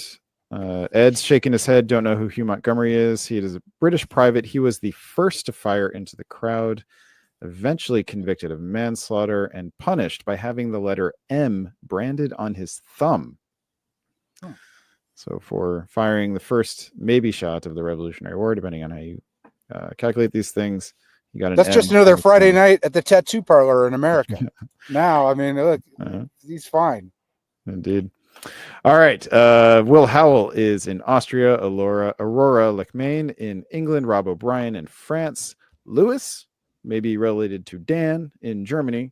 The Italian is the Lucian Gagliola. I'm going to say it the Italian way now because he is in Italy. Russia, Ian Rudnick out of Boston. Turkey, Randy Lawrence Hurt out of Raleigh, North Carolina. So fun board here now with some people we're starting to get to know. It's fun to see Randy make an appearance here. All right, let's dive in here. We'll switch two of you up. So McCallus will take the 1901 play-by-play. Here is. Let me just say, it's hard to forget Randy's 17 center Turkey at Dixie. At Dixie. Yeah. All right, and he's back in Turkey. Let's see what happens here. McCallus, take it away. Well, Randy is right out the box going for a Sunstrom opening. That's where my eye is immediately drawn. Very anti-Russia, so cool. Nice to see something a little different, and I quite like that opening. And good things can occur, especially when combined with Italy going Venice to Trieste. Now, of course, you could say, "Oh, this is part of that Trieste loan that we see all the time. Maybe that's what's going to happen." But this is also the way to do my favourite IT opening, where Italy taps Serbia and convoys to Greece with Turkish support, and IT just go, go, go. So Lucian, Randy, make me happy, please. The West, meanwhile, is a bit more standard. France just goes to Burgundy with Munich holding, which probably isn't the standard moves, but if Marseille had supported Paris there and Munich had tried to go there, would be quite standard, so not the end of the world. England goes up to Edinburgh, and nothing too committal yet. All right, fall of 1901. We see half that IT opening. This we see Trieste going to Serbia as part of a Kila Panto, probably. It's combined with Italy going to Tunis, so Turkey perhaps missing a trick in bouncing Serbia, but does bounce Romania and walks into Sevastopol. So not the worst of years for Randy either way. Ian has also gone to Delicia, so not really an AIR yet, but maybe forced into it by that Sevastopol capture. Beyond that, the West, Edinburgh just convoys to Belgium, France goes Burgundy to Picardy, Germany goes to Holland, and no bounce in Sweden, so not looking especially Western Tripoli at this stage. Ed, that's a fun 1901. It's a fun 1901. I mean, Russia was clearly, it's strange signals, going to Galicia, but then going to Black Sea also here. So is it both anti-Austria and Turkey? That's a, I don't know what Ian is, like who Ian's friend is here. Clearly now it's not Randy. I can tell you that. Also, I sort of like the idea here in a way of France making sure that England gets Belgium. I don't know if I'd leave Burgundy to do it. That's quite dangerous by Rob. Not punished, though. Not punished. All right. Well, second consecutive game, we have England with 2 builds. That finds Army Liverpool, always fun. Fleet London. Rob O'Brien maybe doesn't see it coming and builds Fleet Marseille, Army Paris. Lucien in Italy puts down Fleet Naples and Army Venice. It's fun. And Randy Lawrence Hurt in Turkey does not put down Fleet Ankara. So, the fact that they bounced in Romania says that they're probably not coordinating, but it would be kind of fun if they somehow were, and that the Sev swap was arranged. Delayed Sevcon swap. Yeah. Well, there's a world where you could turn it into a sort of delayed slingshot juggernaut, where Sev going down to Rum and Russia retaking Sev from Black Sea, something like that. Now that there's a Kila Panto, so you could still turn this into RT cooperation. Whether you should is a different question. I mean, Randy has the diplomatic skill to pull it off, so let's see if that happens. All right, spring of 1902. Ed, down to you. I think I'd go McAuliffe half right. Randy did give Sev back to Russia, but he's not going to stay there for very long because Randy goes to Moscow and to Armenia, so he'll be able to get back to Sev. And here we go. McAuliffe is going to be happy that Army Venice was indeed hostile, not defensive. Bulgaria supports Tunis to Greece, whereas Venice takes Trieste. So this is an IT, and McAuliffe likes an IT where there's a fleet in the Aegean. So I know he always talks about that. It's really important. Meanwhile, England goes to Skagerrak, which I'm going to presume to be anti-German in a way, because I see all these moves from France into Burgundy and Gascony and all the rest of it. But I guess there's a decision as to whose side France is on right now. And you normally see North Sea go to Helgoland in this spot, not Skagerrak. So I'm not sure if it's anti-Russian or anti-German. I'm not sure what's happening in the West. Yeah, I mean, I should call out that Galicia did support Sevastopol to Romania. So Randy did sell in on the idea of doing that Sev to Rum thing. He just didn't follow through with it, obviously. You could argue that Fleet Aegean was needed just to blow up the Greek unit, except the Greek unit's not a fleet, it's an army, so it's not needed. So yeah, Italy playing with fire a little bit, but if you're building two, it's not the end of the world at this stage. You do have to negotiate Turkey out of the Aegean sooner rather than later for that IT to be stable going forward, though. The North, yeah, as you say, England bouncing Ruhr suggests anti-German pretensions, but I don't know if France is really that committed to going anti-German at this stage. Like, yeah, they're in Burgundy, but Belgium's going to look very tempting. They're in mid-Atlantic. Like, this could very easily turn into a French attack on England right now, whereas the attack on Germany, Skagerrak rather than Helgoland, just makes it a lot less good for France, I feel. And therefore, maybe they'll be more tempted to go the other way. All right, let's find out. Fall of 1902. Ed Sullivan, tell us about it. So France is working with England, tries to go to Ruhr, but it's bounced. The fleets just hold, which could be somewhat ominous. Let's see here. England does get into Denmark with Swedish support, and Randy takes back Sev as expected, and also Romania. McAllis is right that there are two builds for Italy, but I didn't see that second build being Budapest instead of Trieste, but I guess it's fine. I assume we'll see a strange IT continue with maybe another army in Venice or army Italy. Well, yeah, they're building two. I think at least one of them has to be an army. I actually really like that move to Budapest. Like, Austria's got 3 on Trieste. I can't really hold it. What can I do to counter that? Let's try and take Budapest. I think that's actually really savvy on their part, and I will give a shout out to Lucian. I love that tactic. Ian, on the other hand, Ukraine supports Bulgaria to Romania. What? Just what? Like, Sevastopol is moving to Romania. Why are you not supporting Sevastopol to Romania? What on earth is Ukraine supports Baltaram? I don't understand. I mean, I want to say it's just a misorder, but like, what a misorder. All right. It has to be a misorder, or it has to be some, they really didn't have a sandboxer per se. I can't come up with an explanation. But like, Ian came into this game joint top of the tournament, and moves like that don't win you tournaments. I tell you what, though, I mean, Randy has closed the circle around the Black Sea as Turkey in 1902. That is about as impressive as it gets. What do you build if you're Randy here, Ed? Armicon, and there's no more Austria, so I think you're attacking Italy now, and I probably have Fleet Smyrna. So McAuliffe is the IT expert. What should Turkey build?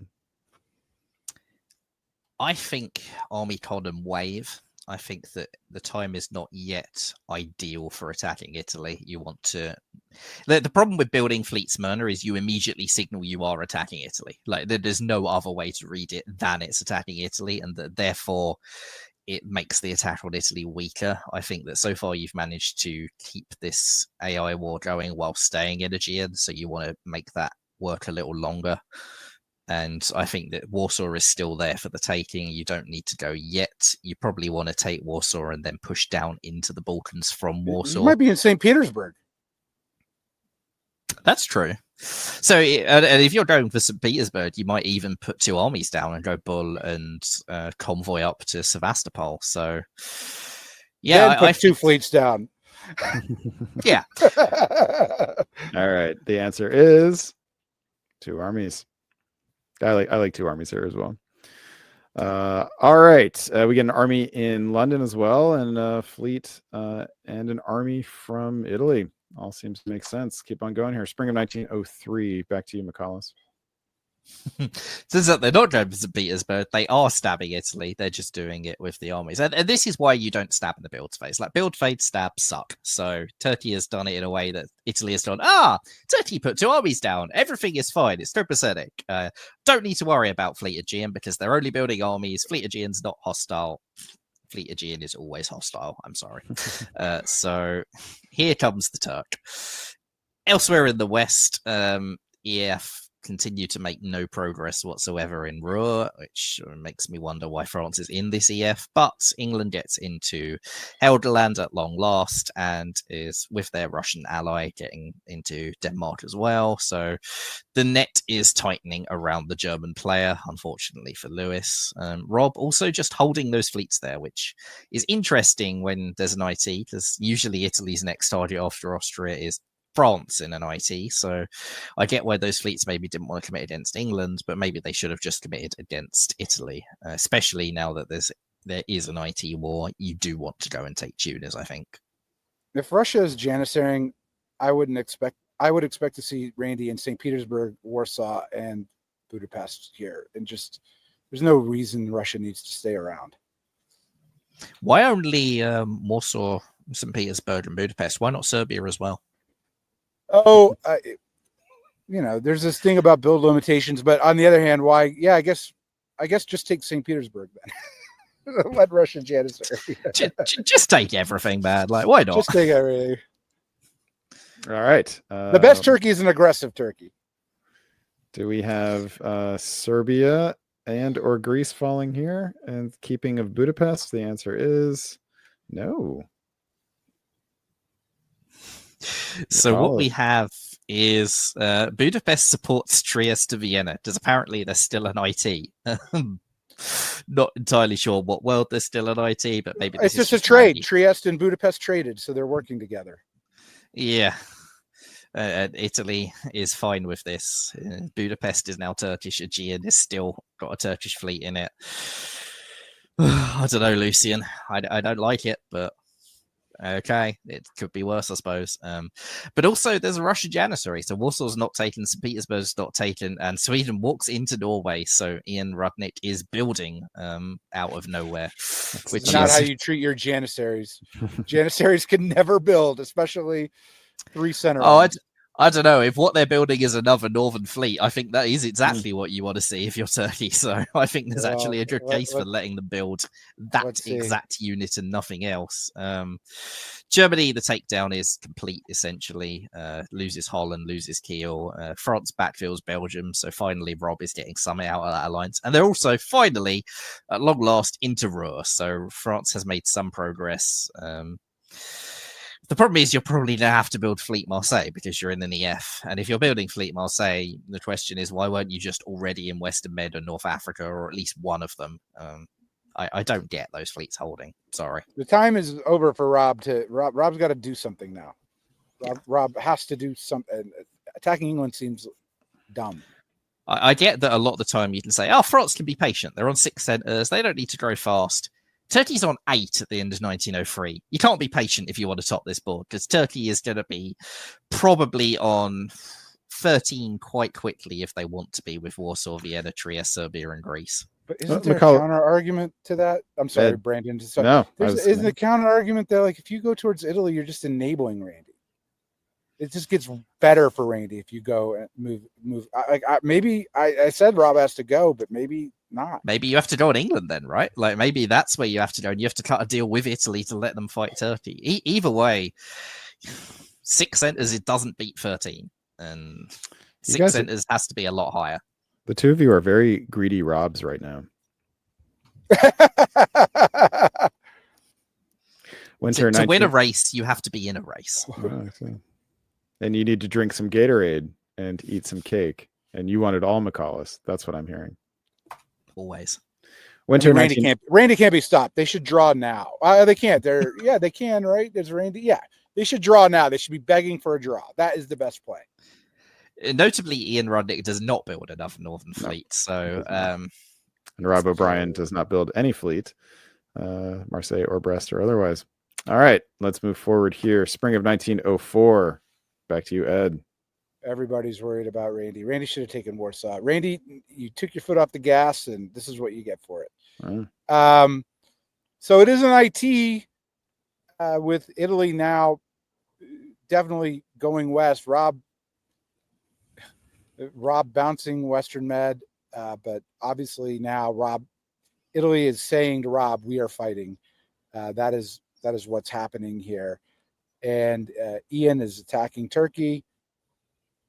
I don't know why Norway is going to Sweden. I guess to go to Bothnia, but it kind of, if Norway had stayed, and it's sort of a signal to Randy that, St. Petersburg can never be taken, and you're never going to get a solo, and you should draw. But okay, but it's still all good for Randy because of the way Italy's moving west here and has to. Austria gets into Munich, so Austria lives for now. Good job, Will. Germany takes Kiel. Good for Germany. And we just see England moving units to, I guess, stop the Turkish advance. This is all presumably negotiated by Ian. I mean, you say that everyone's worried about Turkey, but I feel like all those Italian armies going north is not, I'm worried about Turkey. That is, GNC's fine. It's all fine. So, Lucian. Italy is not worried about Turkey, but everybody else is. Yeah, there is absolutely no reason on this planet why a GNC should still have a fleet in it. Italy should have been demanding, screaming, get that out of there, beach it in Smyrna, do something else. And they haven't done it. And as long as it's there, it's just a matter of time until Randy goes yoink and takes Greece. He's going to have to, since he didn't do what he did earlier. All right, so we do see Randy get into Warsaw at the price of losing Moscow to Russia, although Russia does lose Sweden for its troubles. Aurora's attacking. I think Randy may have been involved in that. That's really good. Hey, Italy did become worried about that Aegean fleet, and so moved to Greece, but counter problem, Ionian is now vacant, but I guess we got a fleet Naples coming, so not too big a deal. So this is a containment of Randy, maybe, and then another, I assume, arranged bounce in Western Med, but maybe not arranged given the circumstances. Germany kicked out of Kiel, and poor Austria kicked out of Munich. So now we get a build from France. I guess we're going to see Marseille at this point. That makes the most sense. So there's a new question here. If you're Italy in this position, what's this IT doing for you anymore? Like, if you don't want to fight France, which appears to be the case, there's no real concerted attempt to move west. Yes, there's a double bounce in Western Med, but neither of them are really putting full force into it and haven't done for a couple of years. Budapest could have been taken. Could you have actually gone, you know what, Randy, I'm tired of Fleet Aegean. I'll go and just make the first move, preemptively stab myself. Could you have gone east as Italy? And the fact that France has taken Munich is not ideal for that. It looks like Germany just suicided as they moved Munich rather than staying there to be held in it by the Italian, and they supported the French in behind, which sucks for Italy that France is building Fleet Marseille down. But I don't know. I could be Fleet Brest. It really could be. I think this is not at all certain to me. Yeah, and the France, Italy have a lot of reason to just move against the two partners, because if they keep fighting, if France and Italy do fight here, neither of them will ever top this board. It's only ever going to be England or Turkey, and England is catching up to Turkey. Turkey's not had the best of years. England's now got the real position on Scandinavia, and Germany is essentially out of the game. So Aurora is in a pretty good position as well, and sort of under the radar has made their way to that. So I don't know. I think if Italy wanted to top this board, actually they should have taken Budapest there, and they should have cut a deal with France and sent everything east. So, in terms of Tyrolia, what would you have done? Gone to Bohemia or followed up to Trieste? Probably followed up. Bohemia is nice, but Galicia isn't necessarily crucial. Like the trick is, if you're confident that Turkey is not going to take Greece, which they didn't do, so presumably you should be relatively confident. You could have gone to like Eastern Med and Ionian and taken Budapest.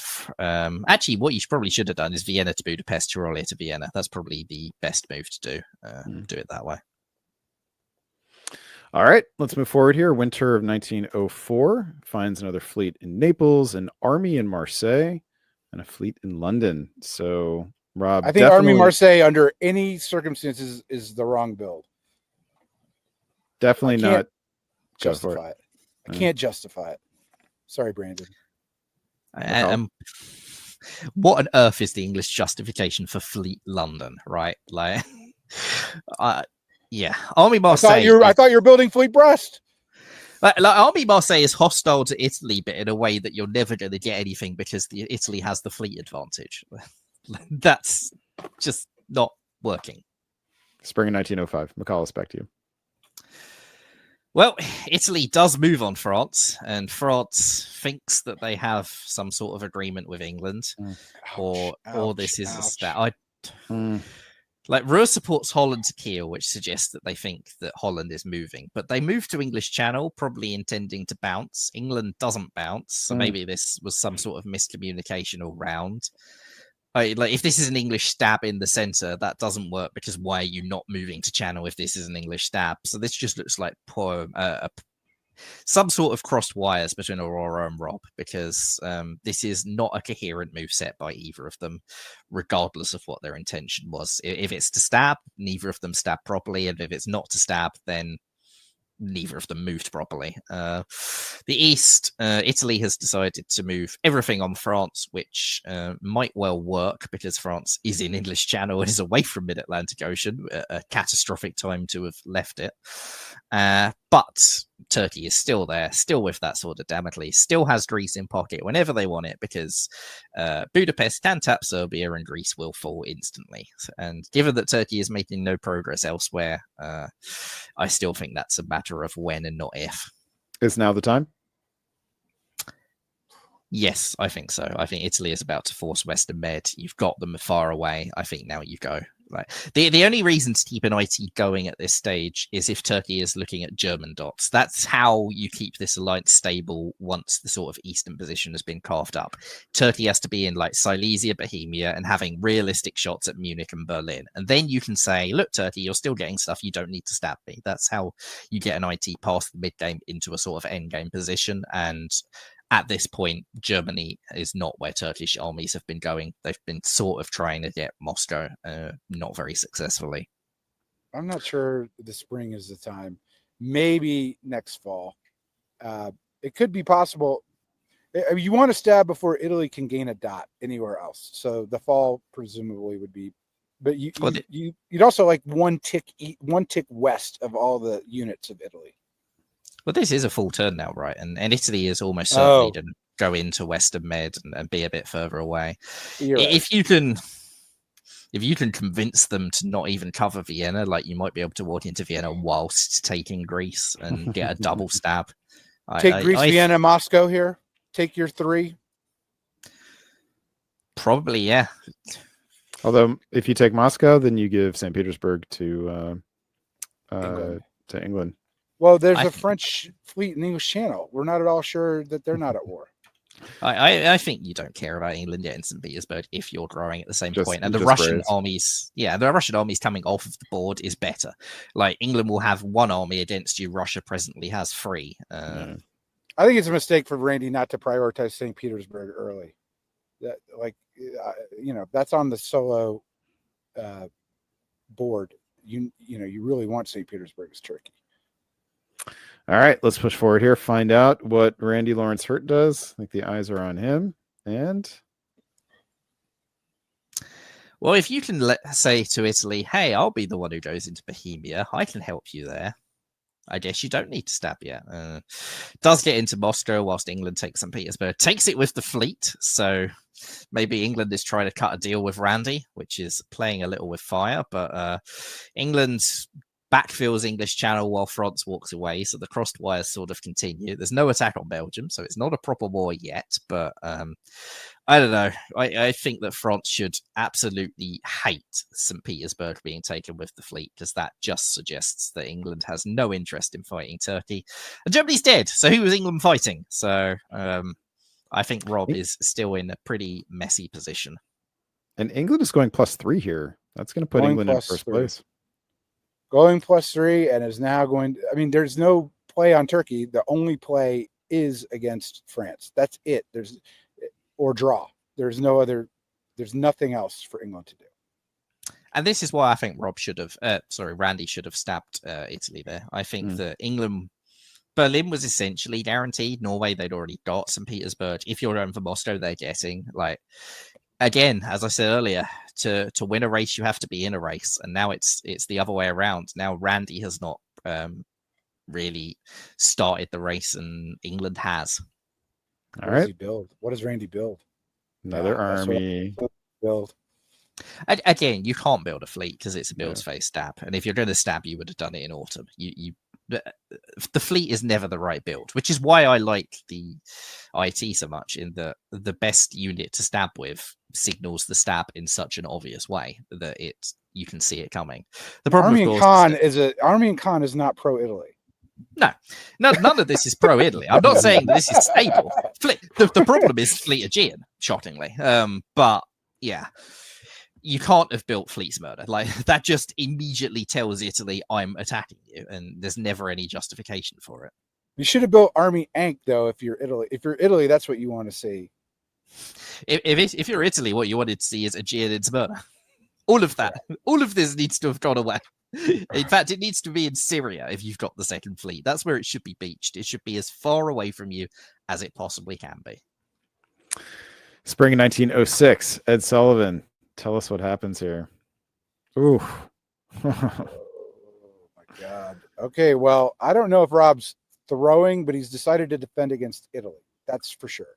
Because Aurora, good on you, Aurora, walks into Belgium, walks into Brest, goes to North. I have never heard of Aurora. I like her play in this sense that she's getting dots and she's out racing Randy, but Randy now is in the Ionian.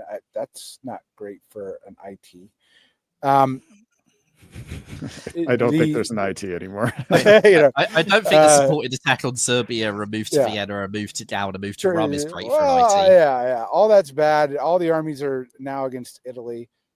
And that Italy got nothing against France here. So I think we've identified two players in the race, McAllis, but I think there's we'll see what happens. I'm actually quite curious. Italy's got to turn around. But can they turn around? I don't know. I don't think there are two players in this race. I think England's already won this race. I think Randy left it too late. Like, England's in Brest and Belgium, is on 12 dots. France is going to be disbanding. And there's also absolutely no reason in the world why England and Italy shouldn't carve up the French between them right now, because Italy getting some French centers is just good for England as well. So I think that Randy, the horse has bolted. You're behind, and I don't think Randy can catch up. Yes, Randy will get Vienna right now and Naples. They won't get Greece, because by taking Naples, it means they can't take Greece at the same time. They could get Serbia, but to do that, they probably won't get Vienna. Like, Italy can defend one of Vienna or Serbia. So Randy is getting two. England is getting two, is already one ahead, is going to get amazing position. All of the French disbands are good for England. Italy has units they can disband that are not particularly helpful for the Turk. So, and notice that Kiel's going to Berlin. I mean, she's about to put pressure on Randy too, where Randy is weak. And this as well, like, you talked about Turkish solo watch. This is a world where England can solo. Like, Turkey is moving their armies away from Munich. If France makes the wrong plays and goes down a bit too quickly, and England gets Munich, that's how England solos. Yeah, so I highlighted these unit movements in the center of the board because it suggests that France is willingly giving dots to England here. Munich supports Kiel into Berlin. There's no concern about Holland needing to be covered. So we could have Norway being convoyed into Brest here, and Brest moving to Paris, right? So that would be 3 dots given to Aurora, taking them up to 13. There's also the argument that France isn't necessarily throwing, but is saying, Randy, draw now or England gets a huge top, and is hoping that this turn the draw goes through. I think it's more the I told you so thing of diplomacy, which is Italy, I told you so about Turkey, I told you so. And, it's not going to, and it would only help England. And now I'm going to make my prophecy come true. All right. And the answer is, didn't need the convoy, obviously. We're down to you, Ed. Yeah. English Channel just takes Brest, no convoy. Meanwhile, they're getting on Munich. Yeah, really good turn for England, going up another 3. That's really good. Let's see. Michaelis is wrong. I can say it really rarely, okay? Nice. But Turkey did get 3 also. Vienna, Serbia, and Naples. They could have had Greece. No, Serbia was guaranteed. Serbia was guaranteed here. They could have protected Vienna better. Yeah, so they could have done Trieste to Vienna, supported by Tyrolia, Serbia to Trieste. That would because make the supported attack on Vienna was pretty obvious. So you might as well, is what you're saying. Backs off, which if you are on solo watch is really bad for Turkey, because Rob has a key say in the disbands here as to what England can attain. And the Italian disbands. Let's say Italy disbands fleets and France disbands fleets. The 18th dot for England is Tunis in this game. And right now, Turkey has 1 fleet in the Mediterranean. I would assume Picardy, Burgundy, and Gascony are coming off the board here. Let's find out. Yep. But if France keeps throwing, that doesn't necessarily matter, right? The fleets, all they have to do is just go to Lyon and West. That's what I'm saying. Yeah. I think you guys are onto the solo thread here from England, and it would be up to Italy whether they want to turn around at all. The answer is it doesn't matter. All right, so the game ends here. Has Aurora given up too quickly here? I don't think the solo's there if France and Italy aren't going to throw it. I think that Aurora has given up some dots in Munich, and assuming this is untimed, Portugal, Spain, Marseille, which is 17. The flip side is, if it's not being thrown, can Turkey get to 17? Probably not. It's probably 17, 16. Tunis is probably not going to the Turk, but the rest of them probably do fall. So the question then is, do you want to grind it out for what is essentially the same score, except I get 4 more points and Turkey gets 4 more points, and nothing else happens? Probably not. So I think that if the solo is not being thrown to you, you probably might as well take it.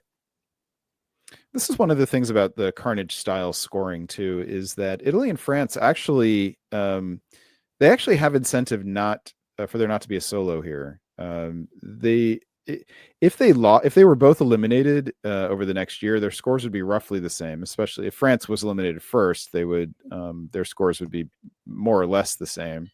So they don't have anything to gain actually. They don't have much to lose by continuing this game unless it goes to a solo, in which case they lose everything they have currently.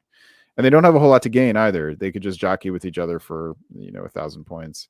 Which neither one is likely to have an edge for. So this is a case where Carnic or Carnage, the Carnage family of scoring, disincentivizes solo. Ed, do you like the game ending here? Oh. Sorry, I was first. just going to jump on that and just say that it disincentivizes continuing this game in a way that a scoring system like, I don't know, Open Tribute, Rank Classic, anything like that, there are actually points for gaining those extra centers, even if you don't extend the top. But because the points are only if you extend the top, and realistically, I don't think England does extend their top, there's no reason to continue from that position for them either. Yeah, and that's considered one of the virtues of the Carnage family of scoring systems, that it actually incentivizes the games to end sooner. So some people like that.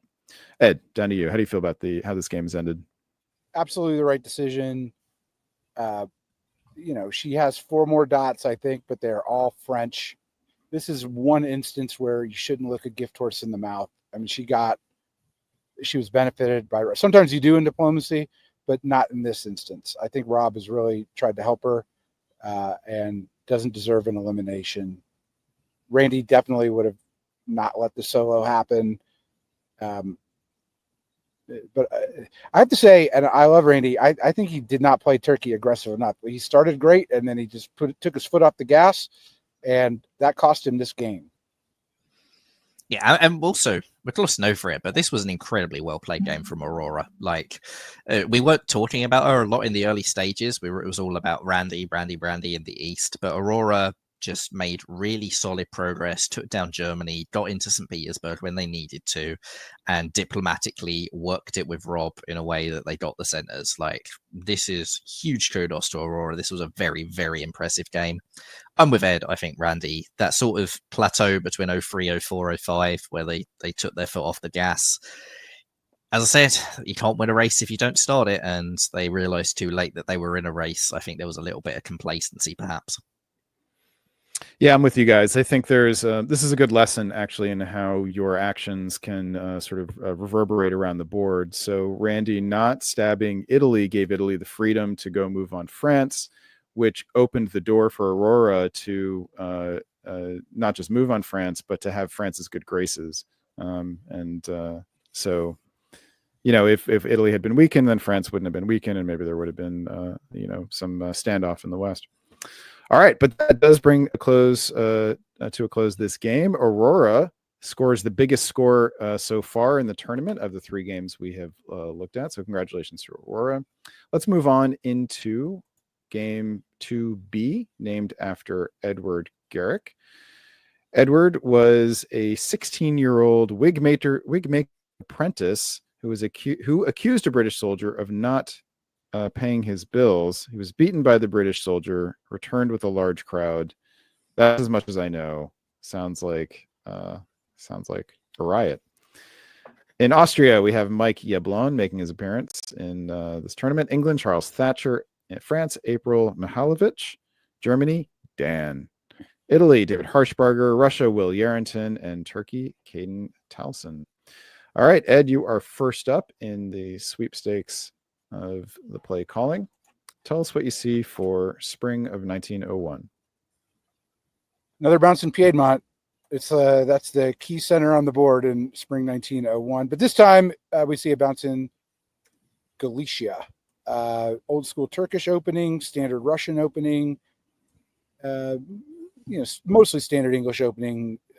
Liverpool going to Edinburgh, which I think is inherently better if you know France is not going to English Channel.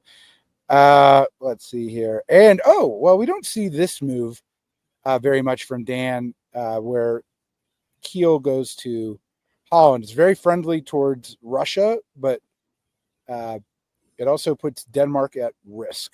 And so it might help against Belgium. Some people consider it anti-English. I think most people do. So I'd be curious to see how it plays out.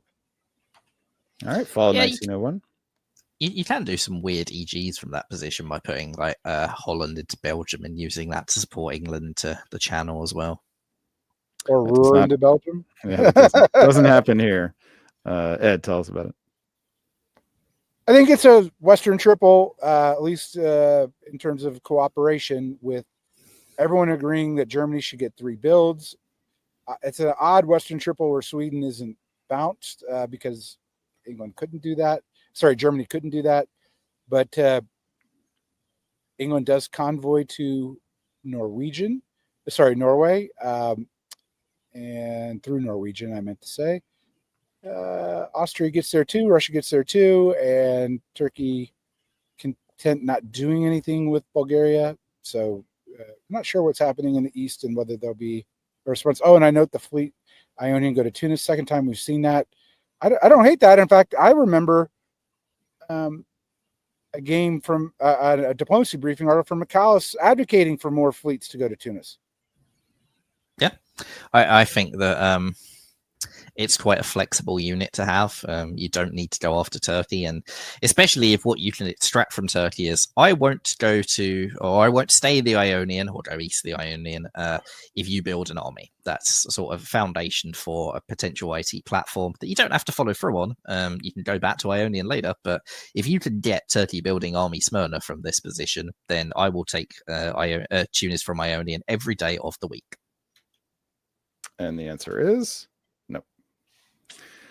Lots of builds all over the place. The ones my eyes went to first were the German builds, which find armies in Silesia and Munich in the fleet in Kiel.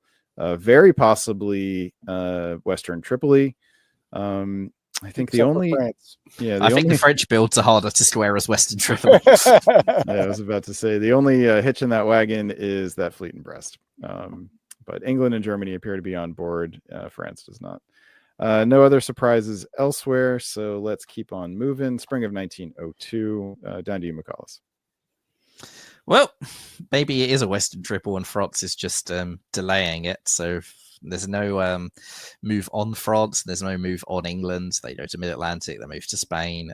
They do support themselves to Burgundy, which suggests that Belgium might be going French. This is probably not what I'd have done as Germany. I think that actually I'd have gone and attacked England with the French there and just gone up to Helgoland. But be as it may, this is what they've decided to do. They've gone to Silesia as well, and they're quite vulnerable. The east, Austria moves up to Galicia, suggesting they want to do something against the Russian. Turkey pulls their fleets towards the Med. Probably Juggernauty. They move to eastern Med rather than Aegean, so it isn't bounced. So the moment it's sort of looking like a bit of an AI versus RT situation, which is very bad for AI if there's a Western Triple, because I is going to be completely squeezed by the French. I mean, it does look that way, but it's unusual that, well, I guess Smyrna didn't know it was going to, that he didn't know what he didn't know what Greece is going to do, but that we don't even see mutual supports from Romania and Bulgaria doesn't bode well for RT in this situation. I would urge France to be patient here if they can be, since you got this big move east by Germany. I mean, the problem with France on being patient is that with Italy having gone to Piedmont, it's quite difficult to not fight Italy. Let's find out. Fall of 1902. Italy could leave Piedmont. That makes it easier to not fight Italy in future. So what happens here is Italy moves the army back east, but moves the fleet back west, which is squaring a circle in a way that I'm not entirely sure I understand. But the 80 sort of starts going, and it's looking ratish, not ratish. I don't know. Austria supports Turkey into the Ionian, and Turkey puts the other fleet out into the Med, so they're not going anti-Russian because they've not gone to Black Sea. They've also held Romania, which isn't very 80-ish, so Austria doesn't get Romania. Austria also attempts to take Warsaw, perhaps expecting the German to support them in, so that's not ratish, but I don't know. It looks like maybe Austria's been snooped into thinking that there's an AT and Turkey's just gone, no. But yeah, that's just good news for the Juggernaut, I guess. In the north, meanwhile, less good news for Russia, who loses Norway, having taken it, and also loses Sweden. EG are in better position to take down St. Petersburg, but Germany hasn't gone to Prussia, so I don't know. Maybe Germany's ambitions only extended to Sweden, and instead they've gone down to Bohemia for reasons that can only be fun. I think France should have. I mean, France's move to Burgundy must have spooked Germany to come back. And I was thinking that, well, Germany, you're going to get Sweden. You have a useless unit in Belgium. I can take it from Burgundy and I'll build a fleet in Marseille. That would have made some sense. Now we have this sort of stagnation, which Charles is the beneficiary of, I think, ultimately. But maybe Germany, too. Germany's getting a build here. Yeah, I mean, I don't know about Fleet Marseille. I think I'm Germany. I'm probably taking that if they build Fleet Brest and have gone up to Irish as well, right? Let's just go attack England. Winter 1902 finds an army in Kiel, so likely not a prelude to attack on England. Will in Russia takes Fleet Sevastopol off of the board. Interesting way to run an RT without a unit in Sevastopol. See how it goes. Spring of 1903 to you, Ed. Turkey takes Greece via convoy, so that's really good for Turkey. Austria moves away from Russia, content, I guess, has to cover because of the German unit in Bohemia. Italy moving back, a little worried, still worried about Naples, but that didn't happen. So maybe we'll see some more of this great IT continue to work. There's an IT and an RT. Meanwhile, France helps Italy into Munich. Just saw that. It's awesome. I guess there is a war, and did it at the expense of not taking Belgium. So clearly playing a patient game. That's why Spain's going to Marseille, I'm not sure. That is an incredibly chaotic West. Because not only does France put Italy into Munich, but Germany attempts to take Norway with Russian support. Doesn't get in because they didn't cut North Sea, which they really should have done. Like Denmark to North and Baltic to Sweden does that job for you. So that's a misplay on Dan's part. But yeah, Germany stabs England whilst France stabs Germany, and Italy decides that Germany's their enemy. I don't know, Ed. I didn't like an IT with Turkey in the Aegean. This is not an IT. When Turkey's in the Ionian Sea, that's not an IT. This is just an RT where Austria and Italy have been outplayed by Russia and Turkey. I think that's probably right. I just said it half jokingly, but I like Turkey. Of all the players in this game, I'd want to be Turkey. I kind of like France as well. I think this French position is not bad. Yeah. If I'm France though, I want to go to I want Mid-Atlantic, go English Channel here, and Spain, Mid-Atlantic. Yep. Go for Belgium, make England understand. Fall of 1903. Back to you, Ed. All right. Well, he does go to English Channel now. Doesn't get Belgium.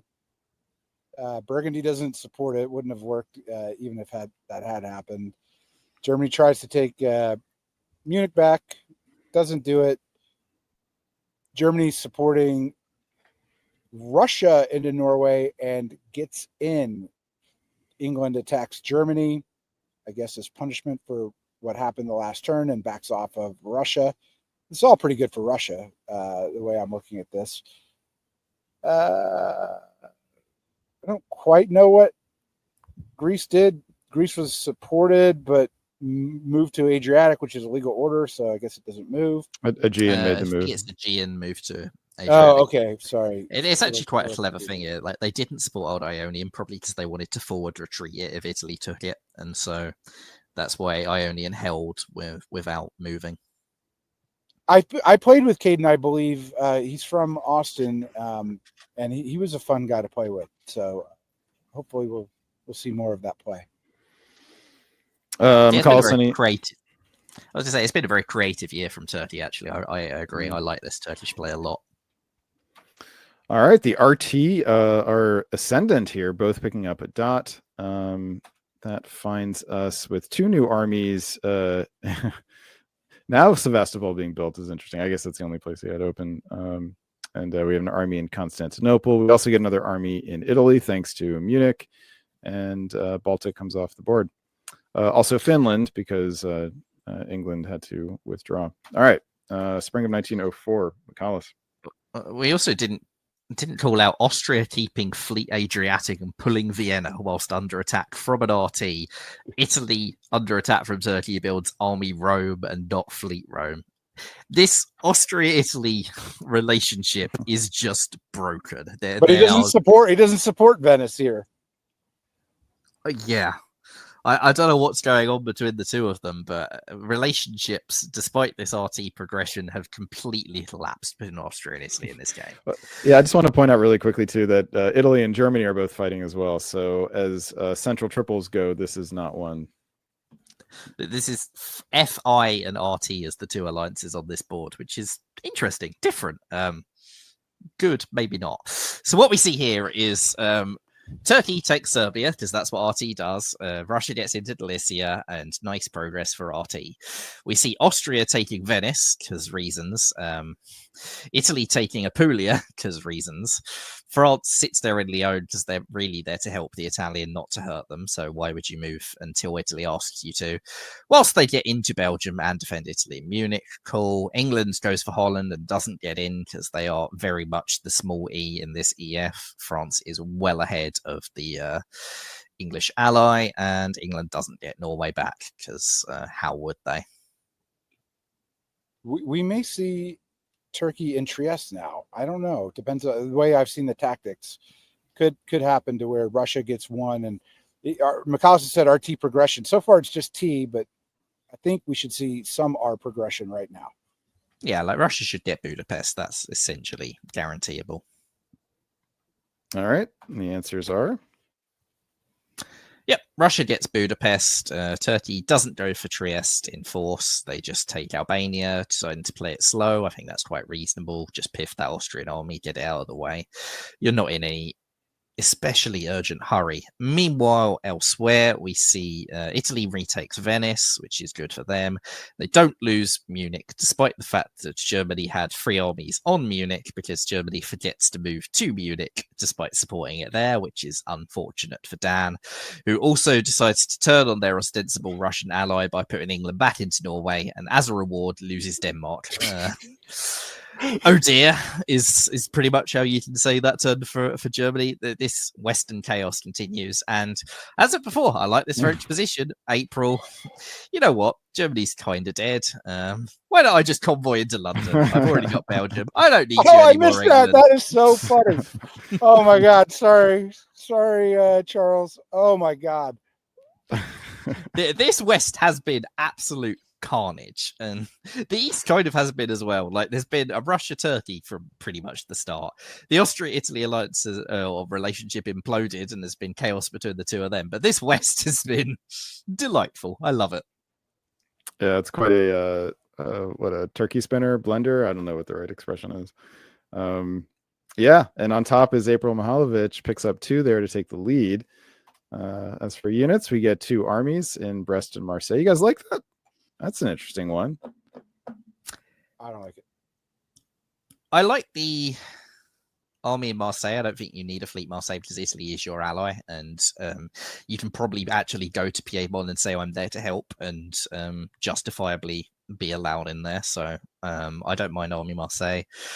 Army Brest. I mean, you can probably convoy another army to the island. It's probably not a bad move.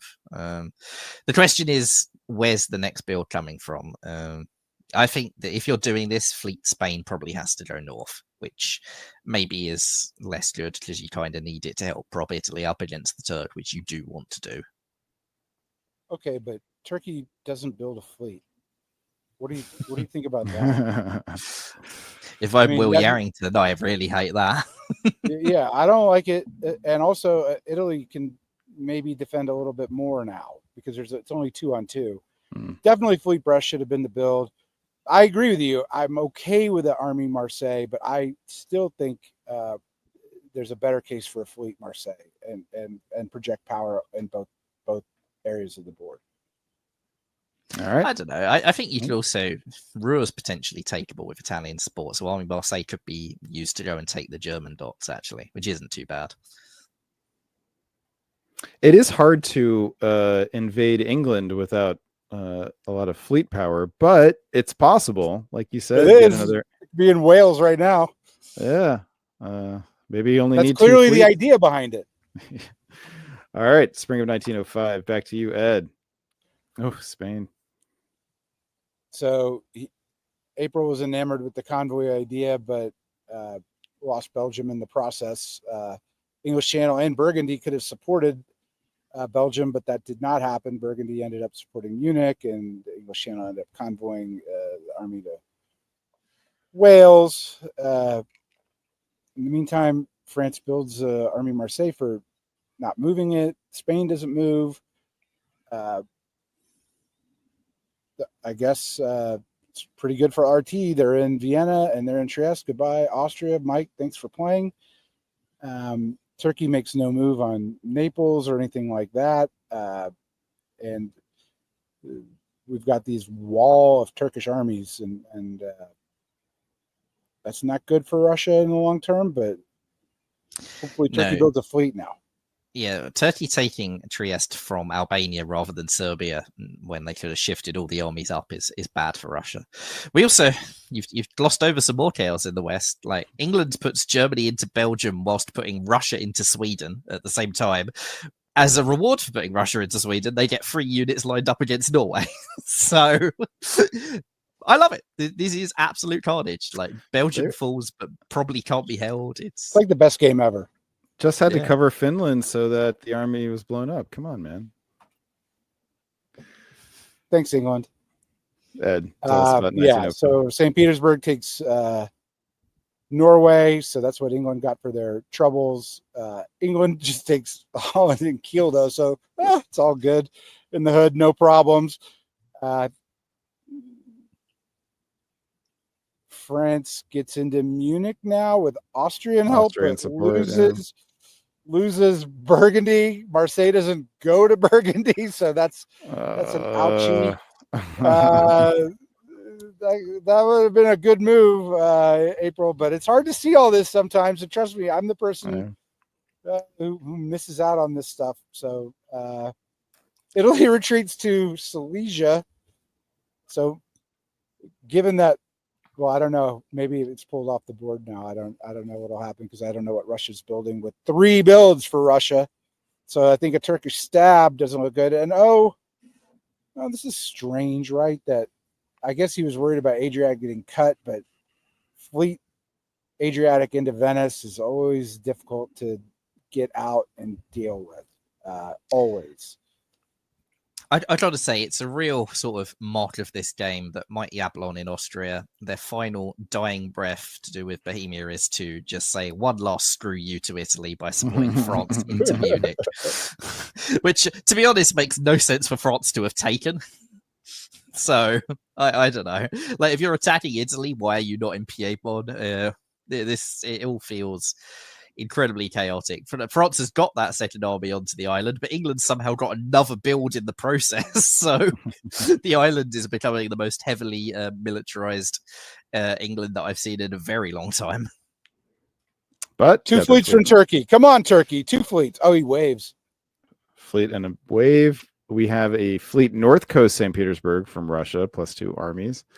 We do get another army in England. So of the 6 spaces on Great Britain, we have 4 of them occupied by armies. That is delightful.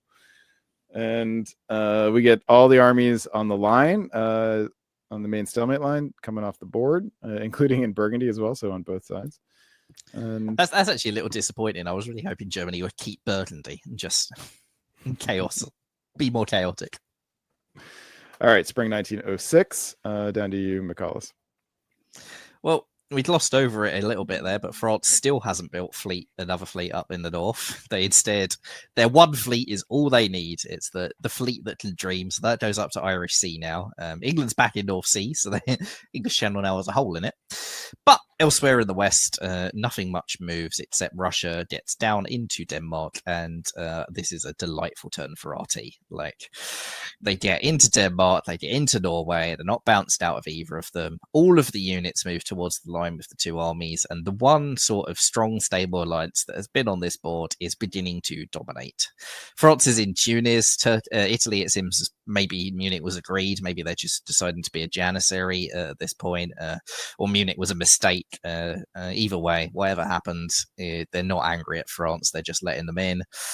But I don't think that really matters for Turkey. Italy pulling units is good for them anyway. So, yeah. Great turn for Russia, though, who is ahead in this RT to the point where maybe Turkey should be looking at rum right now, or Bud, or something. I love the triple Congo line, and they're all working. That's fantastic. Notice that France got into Tunis and is it can take Liverpool now. And the way this French player is playing, maybe in Berlin. Take Liverpool, could lose London in the process if that's what they do, though, right? Theoretically, but yeah, there's a guess here. Ed, McCallus just raised the possibility of Turkey turning on Russia here in order to try to get the board top. Do you like that idea or dislike that? I mean, I like to play to win. I don't see how Turkey can win without trying to take a dot off of Russia, because you're not getting any dot anywhere else. One thing these players have shown, except for everybody but Russia and Turkey, is that they're a little dot grabby. Yeah. And I think now might be the time. But on the other hand, if you're having good alliance and you're in it, and Caden is a student and I think he's having a fun time, so I'm not sure he'll do it. I think the danger if you don't do it is that Russia is getting further and further ahead. Russia's in Denmark. Russia is now in Norwegian Sea, so there's not a stab. France does get Liverpool because England decides, I don't need to go for London. I'm going to convoy it to Holland. Why not? What is that? The problem is that this is just getting better and better for Russia. The slightly curious move that they blow up Prussia from Silesia in a way that lets Germany rebuild it as a fleet, maybe? Fleet to attack you instead. I don't get that at all. We'll just ignore that. But yeah, like Russia's position is beginning to get. Yeah, Tunis was actually there to cover off a retreat and is there and is not taken. Okay, I don't mind that at all, actually. I think that's quite reasonable from France, not dot grabbing. But I don't know. Russia is going to be in solo watch soon if they just keep making progress. This EF war continues and Russia somehow gets English dots, which is quite viable when England and France are fighting like this. I don't know. I think Turkey kind of has to stab. This is sort of the Randy position last game. You can't win a race if you're not in it. And if you don't stab at all and Russia gets a +3 next year, you're in a lot of trouble. I think we draw. Here are the builds. We have a fleet south coast St. Petersburg. So Will Yarrington in Russia has been having a good time on the naval front in the north. Caden down in Turkey gets to build that wave from 1905, puts that down as a fleet. No surprise with Ionian. And we get the fleet Brest. Finally. the first fleet build since 1901 for France. All right, let's keep on going here. Germany waves as well. Oh yeah, nice. Oh god, that's so strange. Badass. So strange. Love it. All right, spring of 1907 to you, Ed. Okay, so Russia convoys into Edinburgh. Munich, as McCallus would say, for reasons, goes to Burgundy from Munich. I'm still trying to determine what those reasons are. Turkey advances the line, but I know Warsaw does not, which I think is pretty smart. Just to be safe. Turkey is committed to the RT now. Like there's no question, unless Serbia just tries to snag Romania here. Maybe they're carving up England for the draw. That's all I can think. Maybe they're going to draw now. I can't reckon it. This feels arranged, doesn't it, McCollum? It feels arranged, but like, what's the arrangement? Yeah, we give Russia more dots and put them closer to a solo. What is this arrangement? All right, let's find out. I mean, maybe France has agreed to drop to third place, so Turkey can go up to second. This just seems to give Russia the opportunity to get further ahead, like you said. Fall of 1907, and Ed. Russia tries to convoy out, except not really, since they're bouncing in Sweden. So, okay. France is sort of giving up. Russia takes Berlin. Turkey takes Munich. Turkey takes Rome. I can't do the math, but it seems like 11, maybe 11. Oh, Turkey takes Romania. Oops. Budapest didn't do any. They didn't. Yeah. Oh. Got to be a stab, I think. I know I that's know it's crazy tied. to say that. This could be tied for the. Let's Is it share a tied? I board can't. top. What is the math here? Where are they on centers? Russia's +2 -1, and Turkey's +3, so that's 11-11. Semifocal?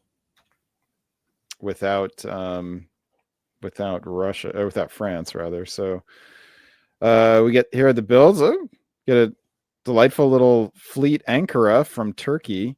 Let's see if that goes anywhere. I mean, but this is that you're not soloing. I don't necessarily know if it's stab. I expect it to draw right now. Nope. Back to you. It doesn't McCall. draw, but neither of them move on the other. Are they foldling? Smyrna to Armenia. Yeah. This happen. could be a fodal. Like, this could be, now let's get some centers to France. They convoyed to St. Petersburg. And convoy Sevastopol to Ankara. So this is what was happening. They wanted to do this. But it's 11-10 because France took Edinburgh. So Turkey's now got the board top.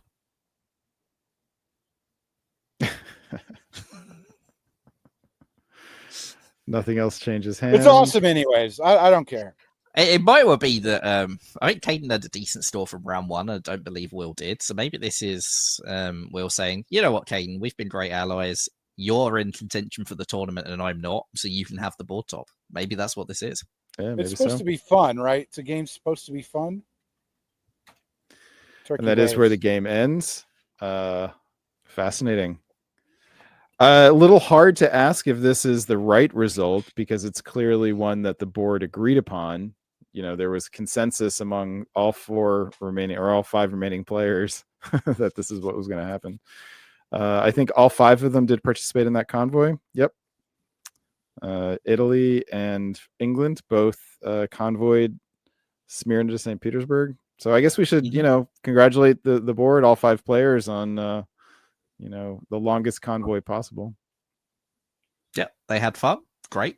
Love it. I mean, in terms of the right result, like, it's obviously the result everyone's agreed to. And my suspicion is it's because Caden's in contention for the tournament and Will wasn't. So he's probably given it up. So fair enough if that's your motivation.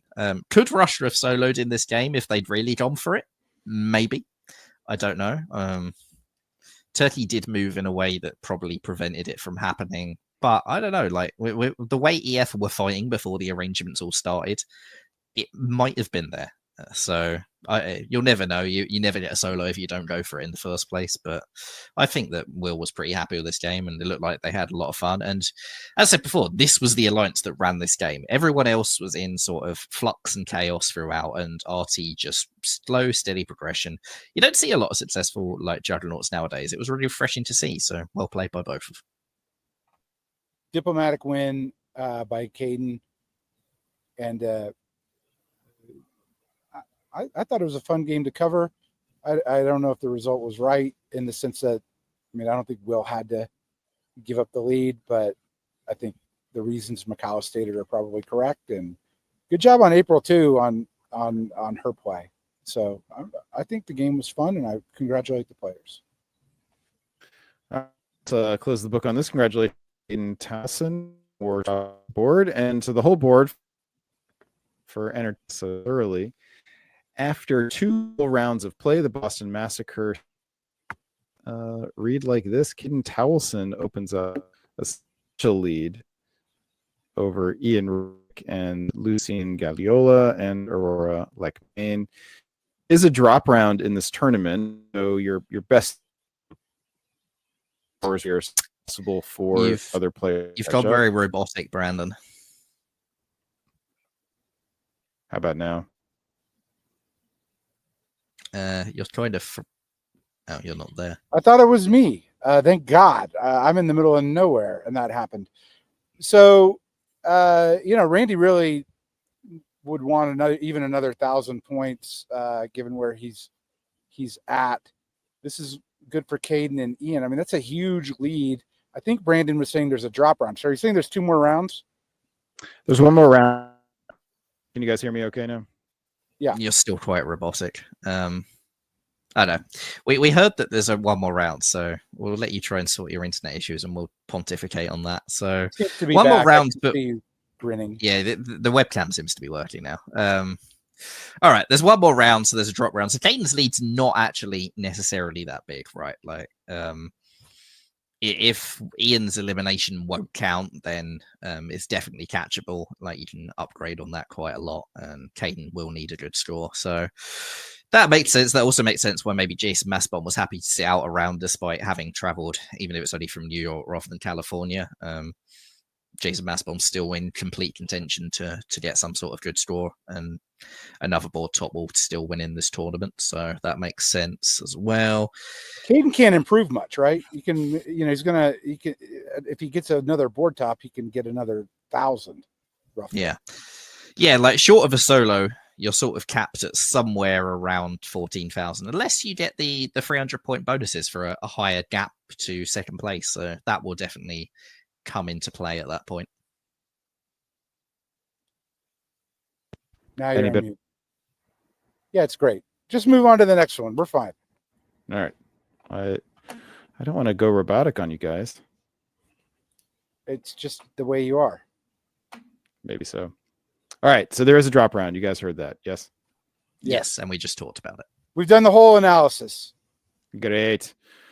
Round 3, board A, named after Ed Sullivan. Tell us about it. John Adams.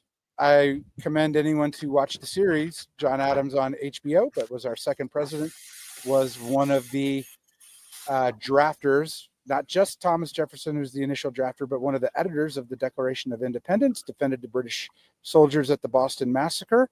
Later in life, becomes very good friends with Thomas Jefferson. And odd bit of history, 2 presidents have died on the same day.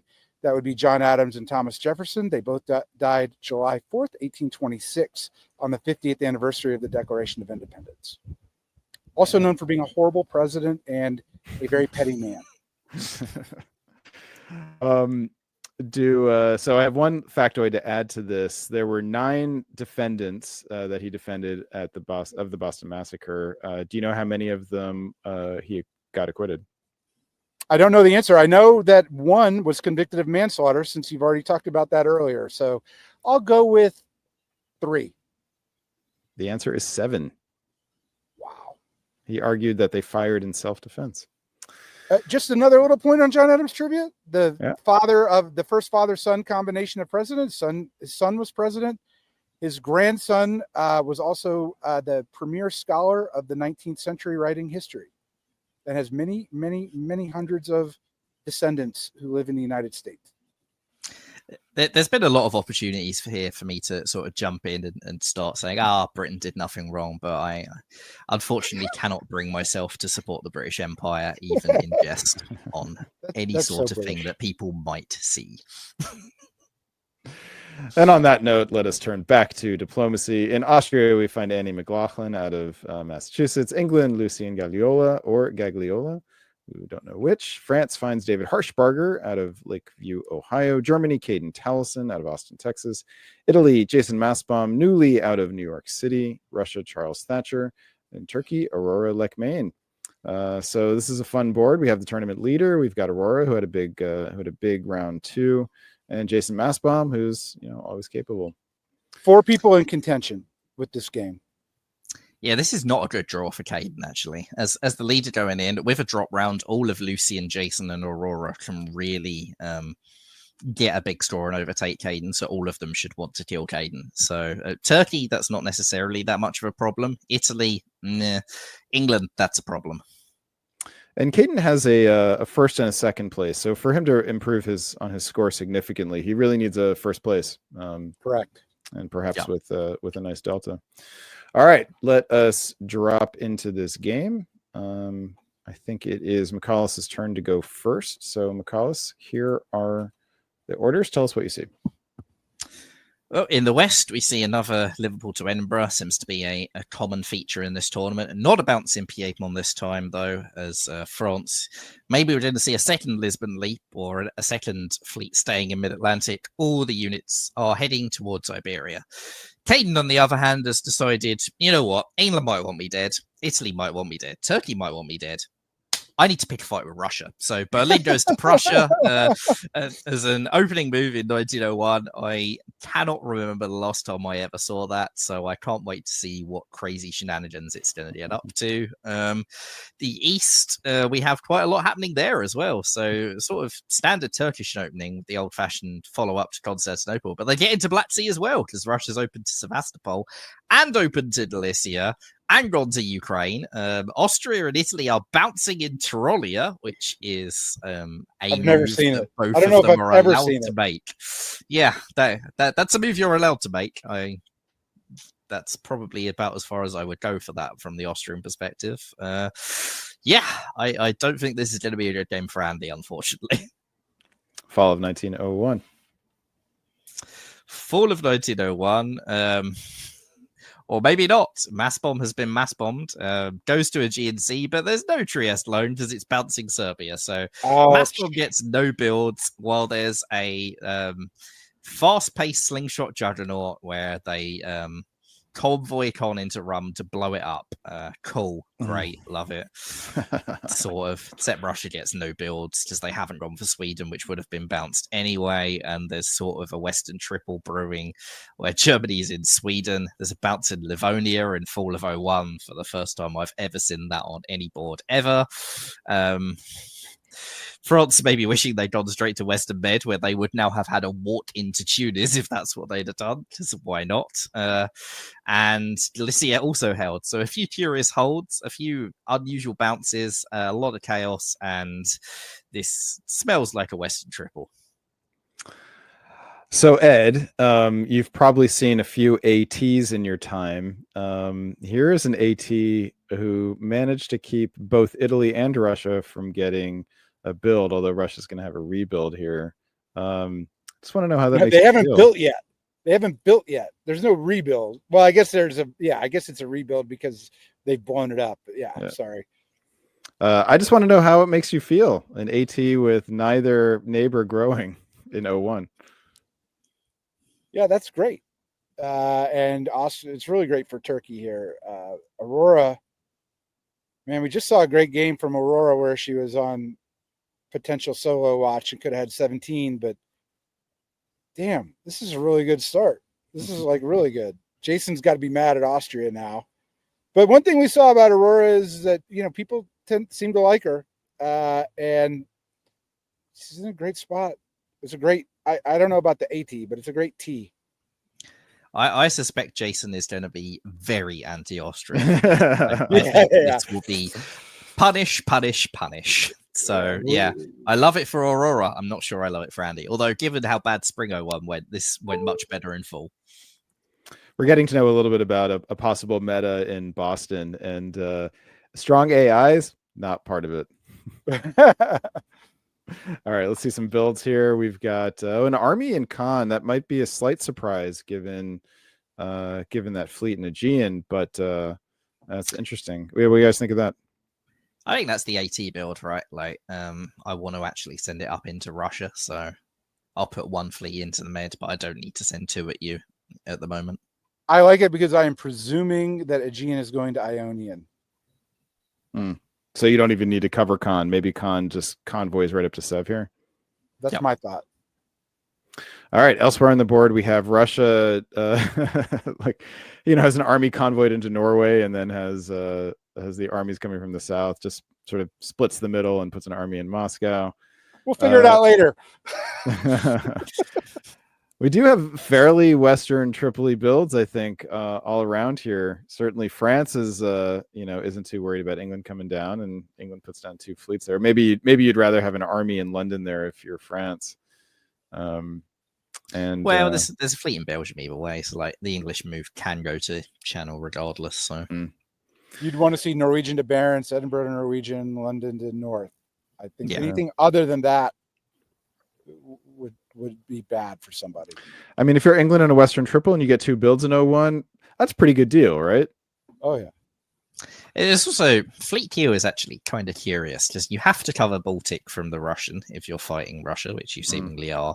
But then what's taking Denmark if that's what you're doing? It's all a little awkward. You'd rather see those two units reversed. Yeah. All right, here we go. Tell us about it, Mr. Sullivan.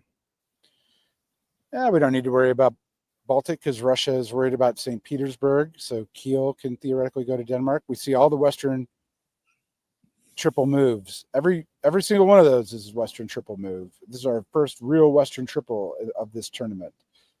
Meanwhile, in the East, Aegean does go to Ionian.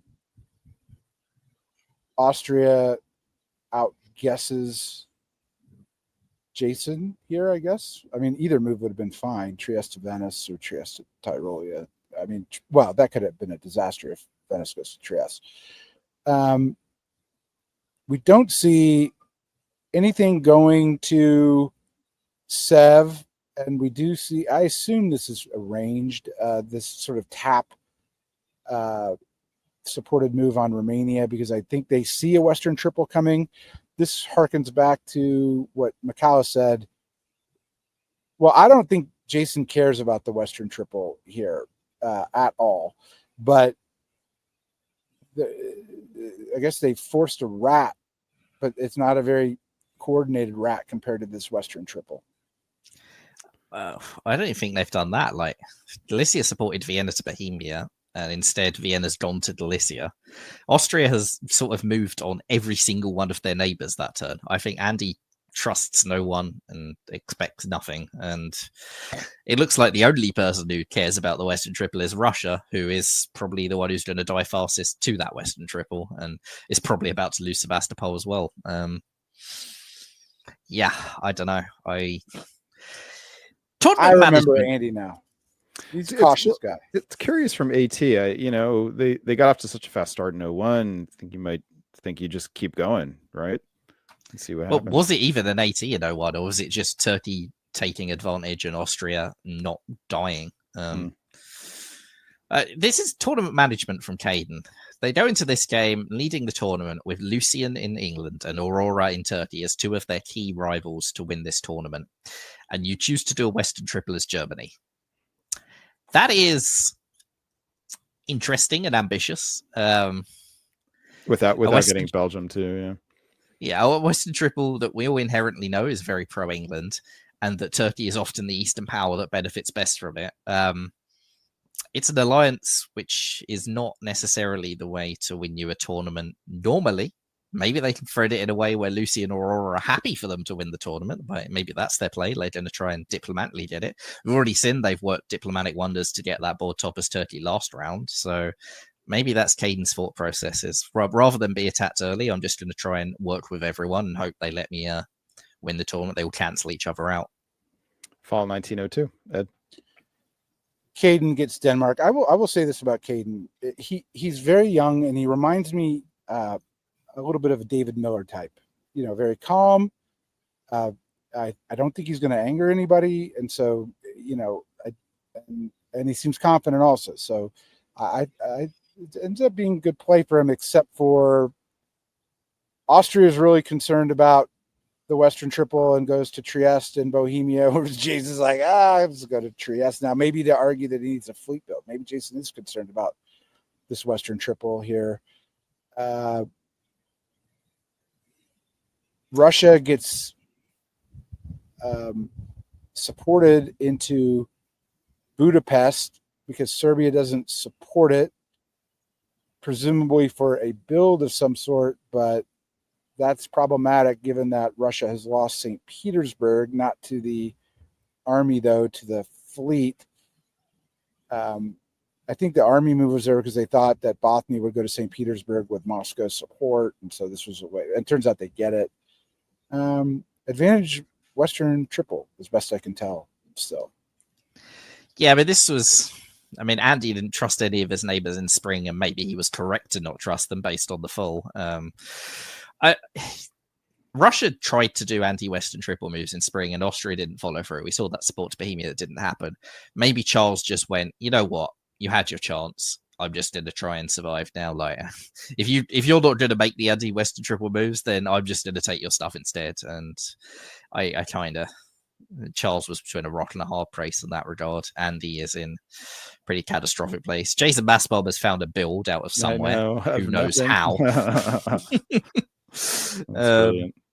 Yeah, Austria gave him trust just a year too late. Yeah, bit of a bait and switch. Yeah, I kind of like Aurora's sort of quick turn here. You know, like that AT was only useful as long as Andy was on board with it, and so she didn't give him another chance. Yeah. Like that move. She's betting that the Western Triple will break up, and she'll benefit from that. But I see no reason for it to break up right now. All right. England's got the wrong unit in St. Petersburg, which isn't great for a Western Triple. We do get another army from England in London, and we do get that expected fleet from Jason Massbaum in Naples. Elsewhere, we get an army in Munich, and Austria pulls Bohemia and Greece. So that will open the door for Aurora to finally get that fleet in Smyrna out. Let's keep going here. Spring of 1903. Back to you, McCallus. So AI chaos continues. France now puts Austria into Venice. Thanks, Jason, but no thanks. Jason gets into Tunis, which he will hold for precisely 0 turns. Aurora gets into Aegean Sea, also gets into Budapest, potentially even by agreement, given that Russia actually tried to walk out of it and, well, did walk out of it into Galicia. So it looks like maybe this is some sort of RT attack on Vienna, probably. This will get them the way to go for Vienna from Galicia in full, whilst Turkey can go for Greece. But it's a lot of risk on Charles' part, who's basically a janissary to the Turk. Western Triple, meanwhile, gets the correct English unit into St. Petersburg, does not convoy London out or move it away, which should be making France feel a little bit concerned. Paris, I really like the fact that David is keeping Paris held there, actually. It's how to stop your France being super vulnerable to North Sea, to the English Channel, and a walk into Brest. So well done, David. That's very smart. You often see France overcommit in these sort of positions and leave themselves too vulnerable. England's got the right unit in St. Petersburg now, and even better for England, there's an army in Livonia. That's great on the eastern side of the board, but Germany looks tempting if I'm Lucian. We got Holland, Sweden here. Denmark. All right. Answer is fall of 1903. Nope. McCallus. Norwegian Sea to North Atlantic Ocean. What's the justification for that one? I don't know. Don't love that if I'm France at all. France does get Tunis and takes it with the army, which, given that you've got an army in North Africa, you might as well put it in Tunis. This means that they can cover mid-Atlantic Ocean if they need to, so I quite like that. Austria, having taken Venice, now walks out of Venice. Okay, they lose Vienna because then once again trying to move to the line, and once again their neighbors have gone nah. So Russia takes Vienna, Greece falls to the Turk, who also keeps Budapest, and Italy somehow doesn't have a disband despite being kicked out of Tunis because they've kept Venice. Okay, this is good news for the Turk, good turn for them. Russia's lost Warsaw as well, which means Germany's a bit less vulnerable with this build coming. France has got a build, which, for their sakes, better be a fleet probably in Brest, given that English unit coming back. This is a really nice turn, actually, for Turkey. And there's so much tension in that Western Triple now with those English moves and the builds that are going down, that Turkey is in a really, really nice position. All right. Ed, any thoughts on 1903? No. Well, I would say, look, from Caden's perspective, Jason can't do well, and he's not. Aurora can't win. She might. Who else has he got? Lucian as a rival. That's not going so well, but Lucian seems to be anti-France and not anti-Caden, so that's a positive. I also think Lucian's slightly less of a rival, because I remember Lucian's position is from 2 second. Like, I don't think Lucian's topped to get where they are. So it's harder for them to make a huge improvement unless they can get a gap. They're going to need a delta. Aurora, big threat. All right. So that leads us to winter of 1903. Here are some builds. We got an army in Kiel, fleet in Marseille now, and army Caen, fleet Smyrna. So Aurora suddenly in a tie for first place with Caden. And fleet Marseille, when there's an English fleet in North Atlantic Ocean. Yep. Rot roll. West will bounce it. Spring of 1904. All Ed, right. to you. North Atlantic just is like a Brandon Fogel move. You know, it's just lording over France, but I'm not attacking France. I can just do what I want with you, France. A lot of good progress from the EG, not against France. You don't normally say that, with Moscow falling, which is tremendous. Germany into Galicia. That's great. France is into Tuscany, which is actually important. And then I look at Aurora, and Aurora's doing, I think, what Aurora needs to do, which is just grow. Don't care about the Western Triple. Don't care about the line. Don't care about any of it, and bank on being a player in the end, or that there's a break in the Western Triple. I think that's the right play as Turkey. You just can't, you just can't forego all the opportunities. Germany putting those two fleets back makes them a lot less stabbable. They don't really have a stab on England themselves still, but they are now far less stabbable for England, which of course just increases the danger for France. And this, I don't do ITs with Italy sat in the Aegean Sea. I don't do EFs with England sat in North Atlantic Ocean. I think that's that level of danger. Fall of 1904. North Atlantic. Oh, it moves. Yeah, that Tries to. Yeah, Western Med doesn't go back to Mid Atlantic, which has to be the minimum response from France in this situation. Instead, David, who's an experienced player, clearly very trusting, so he just continues to press on with Western Triple moves, notwithstanding Lucian in the North Atlantic.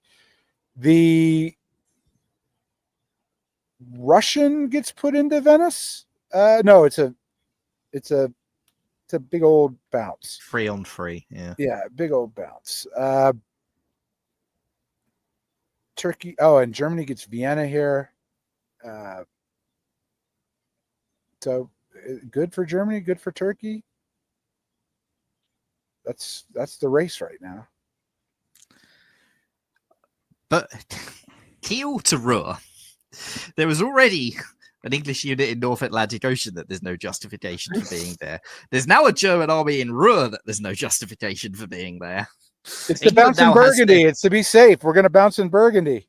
And now England's brought all their fleets back in a way that they can just start channeling into English Channel, backfilling north, like keeping Norway covered whilst doing it. David Harshbarger is not in Western Med anymore. Is not next to Mid Atlantic. He's being sold something, and I think when he gets home and opens it up, he's realizing that he's been sold something that he shouldn't have bought. Fleet Brest, no Army London. Fleet Brest, that needs a build. There's no build. You can't build. No, Fleet I meant Fleet London. I thought would happen here. Why would you build Fleet London when you can build Army London and convoy it over? Convoy it over. Probably go to Mid Atlantic. Just going to point out that Aurora has taken the lead in this game, which I believe puts her into first place. That is the case based on what we've seen so far. So Caden has work to do if he wants to win this tournament. All right. For builds, we have a fleet and an army from Aurora down in Turkey, and that army London. Also have an army in Belgium. So EG seems to be in pretty good shape so far. Army in Berlin, not Belgium. Thank you. BER, BEL. Who can tell the difference? Spring of 1905, McCallus. Oh, England's in Mid-Atlantic Ocean. Oh, Germany's in Burgundy. Who could have seen that coming? Yeah. England, interestingly, doesn't move the fleets down against France, though. Convoys to Belgium instead, which I think is not really the move you needed to do, unless you were really worried Germany was going to stab for Belgium, which probably wasn't the case. So not as bad an attack on France as it could have been, who also does pull some units back, belatedly going, maybe Ruhr was the real signal. I can tolerate North Atlantic Ocean. Spoiler alert, you shouldn't. But I can't tolerate Ruhr, so... Okay, they've pulled back. They haven't got into Ionian Sea, which all bounces, which is probably actually good news for Germany, as it means Turkey's growth is somewhat slowed. Elsewhere, the east, Galicia falls to Germany as EG continue to sort of tighten their noose around Aurora. Aurora's growth in this game now sort of has to come through Trieste and Italian dots, which is hard when Italy has been ostensibly working with you, and if France is pulling away from Italy, that's going to make that even harder. Why wouldn't it make it easier if France is pulling away from Italy? Like what we're... Oh, you mean just because Italy will defend itself? Yeah. Oh, I thought you might have meant emotionally difficult. I guess. Nah, that would. I don't think it's ever emotionally difficult to attack Jason Massbomb. That would also require you to have emotions. So I think there's a bridge too far somewhere in there. Fall of 1905. Back to you, McCallus. Now England moves to English Channel. I would argue a day late and slightly $1 short, but they do get into Portugal, which was guaranteed, which is nice. They're also in Picardy, which would be nicer if it had been via convoy. But hey, I don't know. Same sort of position, I guess, except Brest didn't need to be covered. France pulls all their units back. Italy follows into Tyrrhenian Sea, but also goes to Trieste, and EG pop Ukraine, which is actually very significant because it means Sevastopol is not holdable. Now can cut Romania. So the Turkish position has been sort of cracked a little bit. And Black Sea going to Khan. Yeah, that's very misplay. Very peculiar. Yeah, very peculiar move to vacate black here. Yeah. Aurora was clearly sold something like England was about to attack Germany, and maybe that's why they support held Moscow. So yeah, that's a potentially tournament winning turn for Germany. Ed, any thoughts here? Beyond the tactical? Well, I was going to say, I don't look. You don't come to me for tactical insight. My view of it is, I mean, Jason's going to be able to contain Turkey here. It depends on what. I think Jason holds a lot of cards on who he wants to win. All right, let's move forward. McCallus? No. Winter 1905, we get a rebuild of that army in Smyrna, and we have a fleet Liverpool, not surprising, and fleet North Africa comes off the board here. So that is potentially significant. That means that Mid-Atlantic won't be able to be held, and that will require another turn of movement. All right, let's push forward here. Spring of 1906, down to you, Ed Sullivan. Caden is not interested in taking Sevastopol and now cannot take Sevastopol. I don't understand why he's not advancing forward. He might not be doing the scores of the tournament. You know, if you're Ed Sullivan, you're always looking at the tournament score. He needs Aurora to come down. So I think that's a misstep. Meanwhile, Jason, I guess, throws in with. Well, I know he's going to just try and take something from France. They sort of thrown in with Turkey, although there is this bounce in the Ionian between him and Aegean. That might be for safety at some level, so I assume that's arranged. But Jason's been working with Turkey for a good few years, actually. Like, Turkey is sort of the one who propped Jason up against this attack, so it makes sense for Jason to be relatively pro-Turkey. Yeah. So it's worth pointing out that while Lucian was sort of up there in score, they were both two mediocre scores. So Lucian isn't really a threat to win the tournament. If Lucian tops this board, that would be good for Caden because it would make sure that Aurora doesn't top. Yeah, Lucian needs a delta. Like, Lucian can definitely do it if they can top by a margin, which is difficult in this position, but not impossible. Yep. But that just speaks to why the curiosity of why Caden isn't putting, say, Lucian into Sevastopol here. 100%. But that was a real opportunity that had been opened up by Aurora moving out of Black Sea, which I think Aurora immediately recognized was a misplay. But to not take that opportunity is just an error, and that may well be last term was potentially a tournament winning move. This term was potentially a tournament losing one. Yep. That said, there are plenty of dots in the French centers to pop Lucian up here. But this is a final round. This is probably a timed round as well, so speed matters. It is. Here is the information on that. Final round ends between 1 and 4 p.m. on Sunday. When the timer goes off, the game immediately ends unless fall orders are being adjudicated, in which case that is adjudicated and the center count is refreshed. So, and those French dots are not necessarily very fast to fall. Yep. So have to be done quickly. All right. So this could potentially be the last turn here, fall of 1906. And back to you, Ed. England takes Brest. Turkey stays in Tunis. Nothing happens. There was an attempt, I guess, to take. I guess Jason gets Vienna. Gets two. And Marseille. And Marseille. All right, Oh. Jason Massbaum coming back. The comeback begins. Aurora gets Tunis, which is not irrelevant. David moved in a way to guarantee that Germany got nothing this year, right? So they protected Paris by tapping Picardy. They walked out of Marseille because they don't care about the Italian, probably recognizing that they started that war. So why would Italy be the one that you're mad at?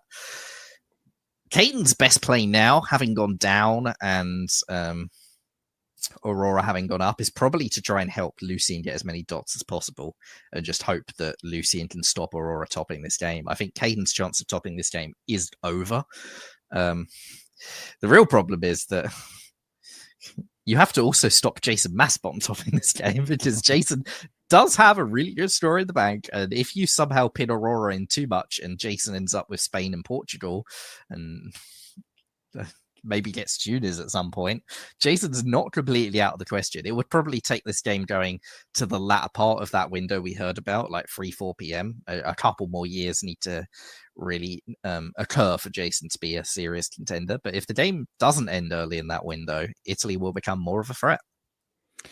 Has Aurora made a mistake here by letting Jason get two here and not like Trieste was sort of they moved in a way that Budapest was not vulnerable because both Vienna and Galicia were tapped. So Serbia could have gone to Trieste here and taken it even probably by agreement, right?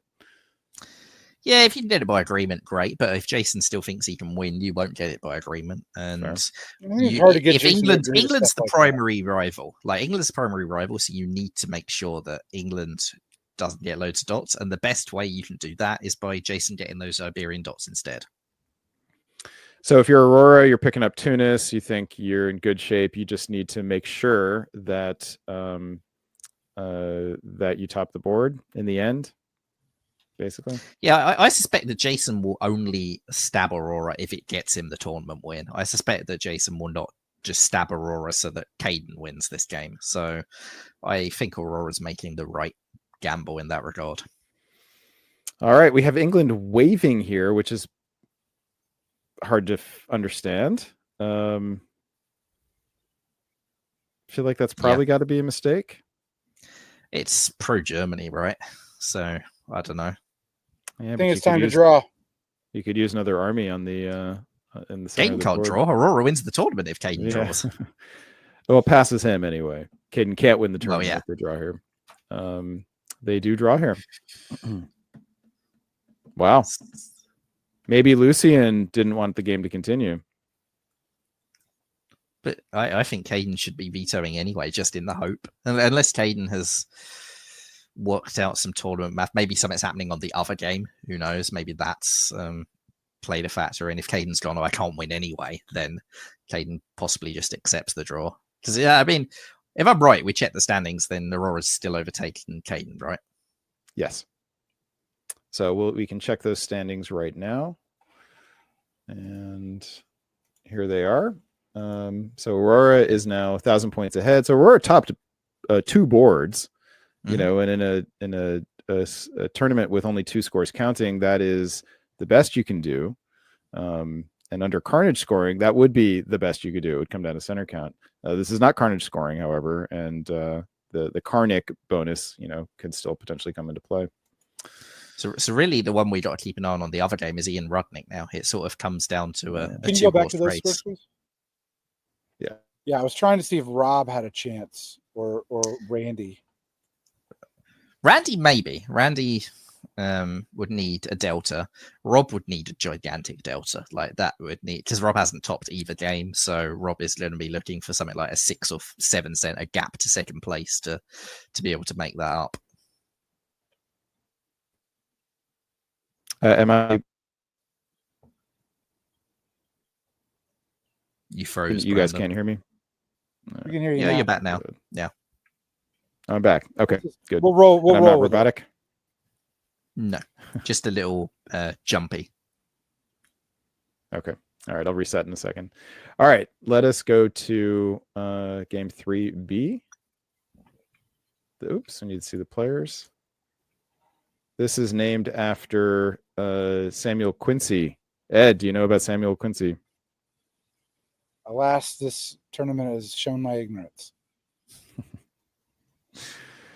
Samuel Quincy, the prosecuting attorney, his brother Josiah worked with John Adams on defense. The lack of physical evidence made his job very hard. He secured no murder convictions. Sounds like a very successful guy. All right. This sees Oliver Bach in Austria, Randy Lawrence Hurt in England, Hunter Catcher in France, Mike Yablon in Germany, Rob O'Brien in Italy, Will Howell in Russia, and Ian Rudnick in Turkey. So Ian Rudnick in second place coming in. And all right, I tell you what. So I'm still having audio difficulties? No. Nope, fine. Okay, great. All right, so you guys figured out that Rob is not a threat, is that right? Because Rob needs a massive delta to be a threat, which is really hard to see as Italy. So I think it's between the witches. Yeah, Randy eyes and of the Ian. witches. Yeah, so Robert's top score coming in here is 45.06. So I think even with a massive delta, he doesn't have a chance. Maybe something like 17.6 or something like that. It's just about technically possible, but realistically not. So Randy Solos are threat. Well, Randy coming in has a 67-12 score in his previous game, so that's a good score. He just needs a board top with a nice big delta. Who else do we have here? Hunter Catcher. Hunter's first score was 62.08, so a second place. I think that's a tie. Yeah, that's just a flat second place. Yeah, Hunter's in it actually. Randy must have had a tie for first place. I think that's what happened. No, Randy came down. second. He Second, just it was a got high second. second. Yeah, it was a high second because he had a gap to third, I think. But he was behind Aurora on that game. Oh, that's right. Big gap to second place. So that's where the 700 points comes in. There must have been 7 between him and the third place person. Mike Yablon has had an elimination, so 1,000 points coming in. Rob O'Brien we covered. Will Howell had a 2,002 point first round, and then Ian Rudnick. Ian Rudnick had a board top in round 1, so 73.09. Yeah, Ian, Randy, and Hunter. Although Hunter would need some sort of delta. Also, we ended that last one a bit quick. We probably should give a bit more credit to Aurora for a really well played game on the previous one. Indeed. Yeah. Shall we look at the map again and just sing some praises? Yeah, that was very, very well played by Turkey. Didn't let their foot off the gas, worked with Jason to save them, and got rewarded with Jason allowing them a top. So, great job. I never heard of Aurora before, but I know her now. It's dangerous. Yeah. 2 really nice games, both showing a lot of diplomatic skill, right? Strategic nous and diplomatic skill to arrange the right result in the end. Yep. All right, let's go back now to game 3B, and let's have a look at some orders. Ed, you're going to be up first. Here are Spring 1901, and I'm going to duck out and reset here. Okay. All right, as we look at Spring 1901, standard orders by England. France is fine. Germany's fine. Trieste alone, maybe, or Prelude to IT. Ian does the modern meta Turkey, which I think is the first time we've seen in 6 games. And then Russia has opened north and got the DMZ of Galicia. What do you read on all that? Yeah, Russia opens north, which is bad for Randy, obviously, and Randy's chances. Definitely apparent AR to operation. Whether Trieste is agreed or not remains to be seen. We see the Austrian opening of Vienna to Budapest, which every time this happens, I refer back to Wes Ketchum and his data set that he did a few years ago on openings and who succeeds what, and how this Austrian opening has the highest Austrian board top rate and also one of their highest elimination rates. It's very boom or bust. When it works, you get the influence on Romania, you get a lot of nice things happening. When it doesn't work, it can go horribly wrong. No Russian in Galicia is a good start for that working. The last thing Randy wanted to see was opening north when you need to have a big board top. Yeah. Fall of 1901. Ed, back to you. So Randy convoys to Norway with support because he had to, because he didn't know what St. Petersburg would do. But Germany here has attained 3 builds, taking Belgium, Holland, Denmark, not bouncing Russia, incoming build north by Russia right now. Again, not what Randy wants to see. Also, Randy probably didn't want to see Hunter supporting anyone into Belgium here. Although I guess it's a Western triple. I can't possibly, I mean, this might be just a trick of Germany, Hunter and Randy trying to get Germany ahead. Meanwhile, it's an air on the other end of the board with they're hopefully trying to kill Turkey as fast as possible. Poor Ian Rudnick, but maybe not. That Western triple may come to the rescue. Yeah, definitely looks like Western triple and air. It looks like Ian played for the IT. So if I'm reading that right, Bulgaria supported Apulia to Greece. Went to Armenia, was hoping Trieste would tap Serbia. So Ian went for the aggressive IT in this game, and Rob decided not to. Be interested to see how that works out for Rob. Like Italy in an air against a Western triple is almost always a net loser. The Western triple sort of crushes Italy out of the game very quickly, and Austria is the one who sort of comes out on top out of anyone in the East if the Western triple does break in a favourable manner. I don't know if an IT would have been any better. It would have been a very rapid kill of Austria. Maybe you could have got Russia on side for an RIT, but with Turkey sitting behind you, is that any better? I don't know. So Rob may be a bit between a rock and a hard place if there's a Western triple coming for him. If there is a Western triple, why is Denmark not bouncing in Sweden? That's the one thing I don't understand. That's true. Maybe Germany isn't sold on a Western triple. Russia, I would imagine, is about to build North Coast Fleet, having committed that heavily. Wow. So not only do we get the armies from Russia, we get 2 fleets from Germany. Not what you want to see if you're England. 2 fleets from Hunter Ketcher in France. We do get the fleet in Naples and a fleet from Ian Rudnick in Turkey. All right. Bad news for Randy Lawrence Hurd, or is there another way to spin this?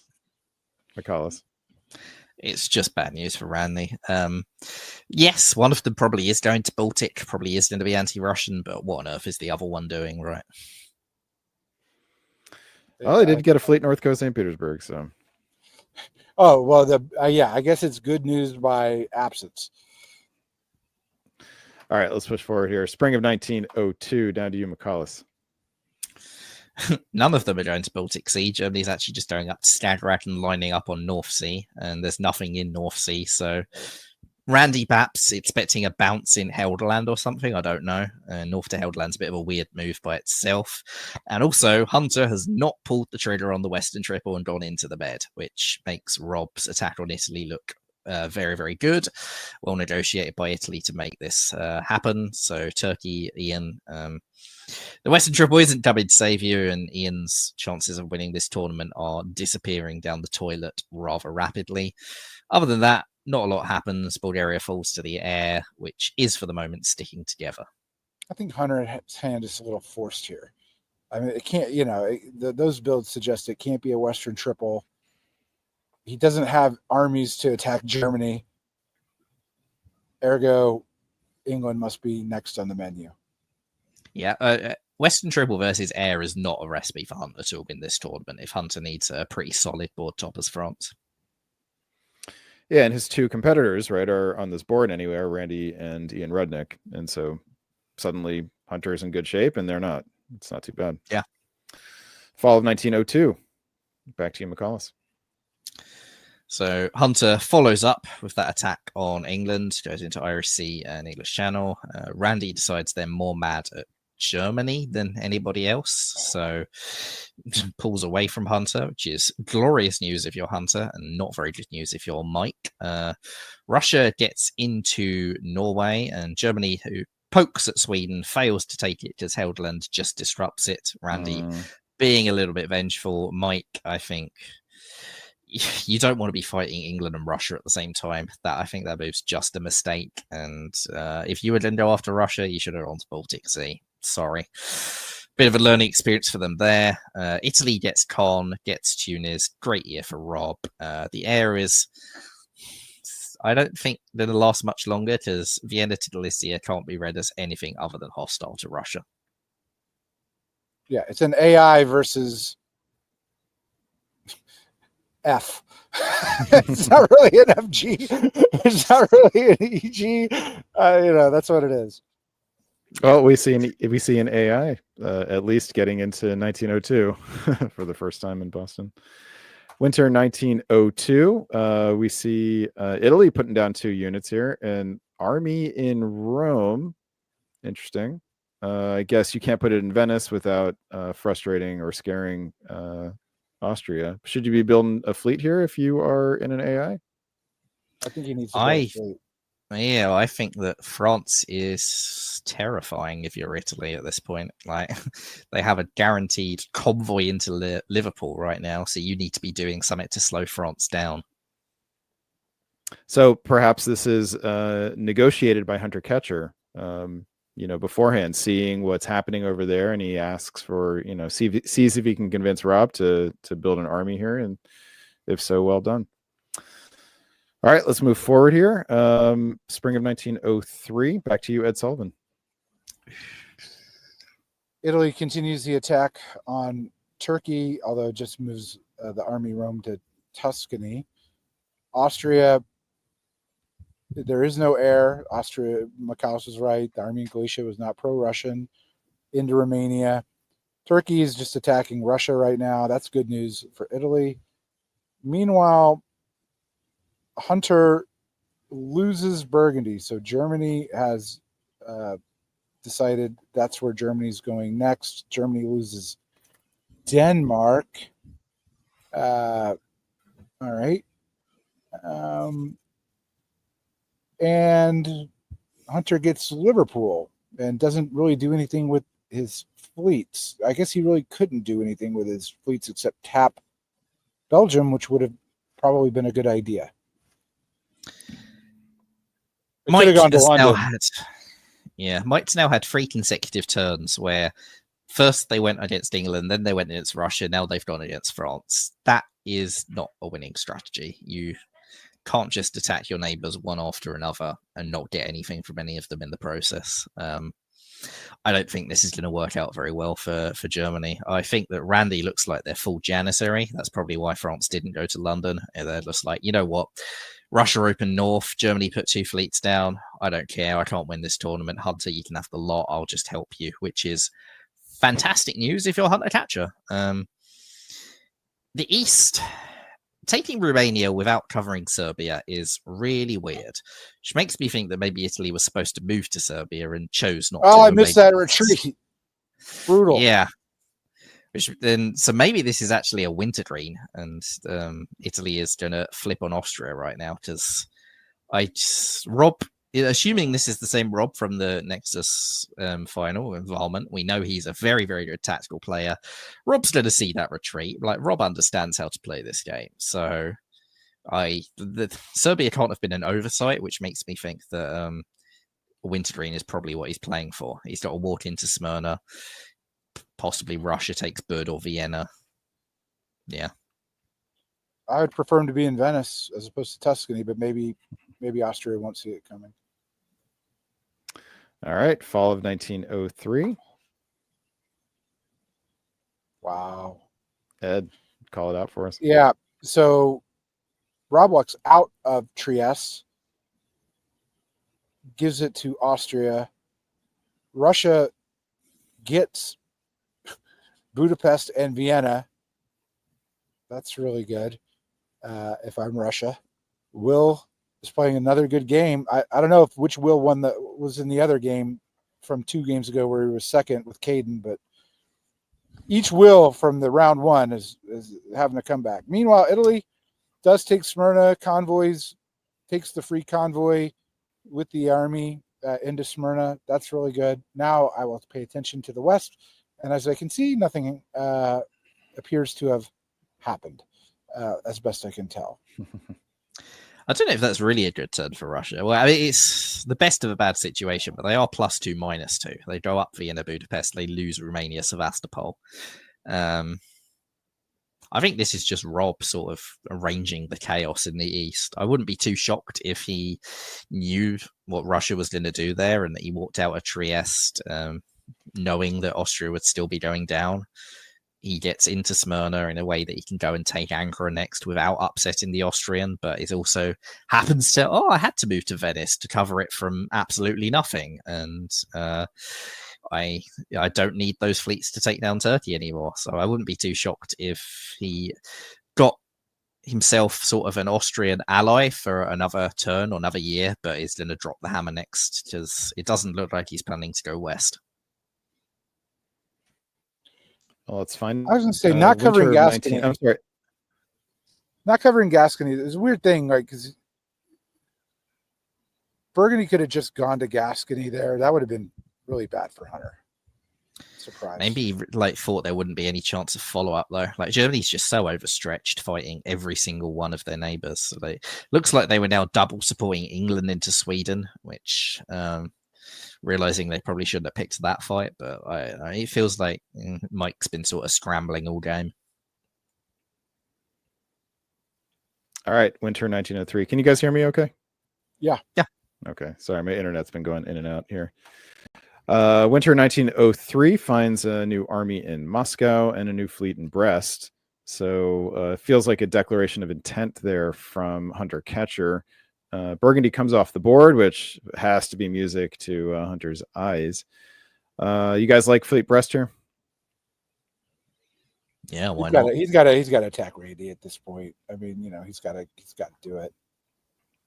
Music to the ears, Brandon, not eyes.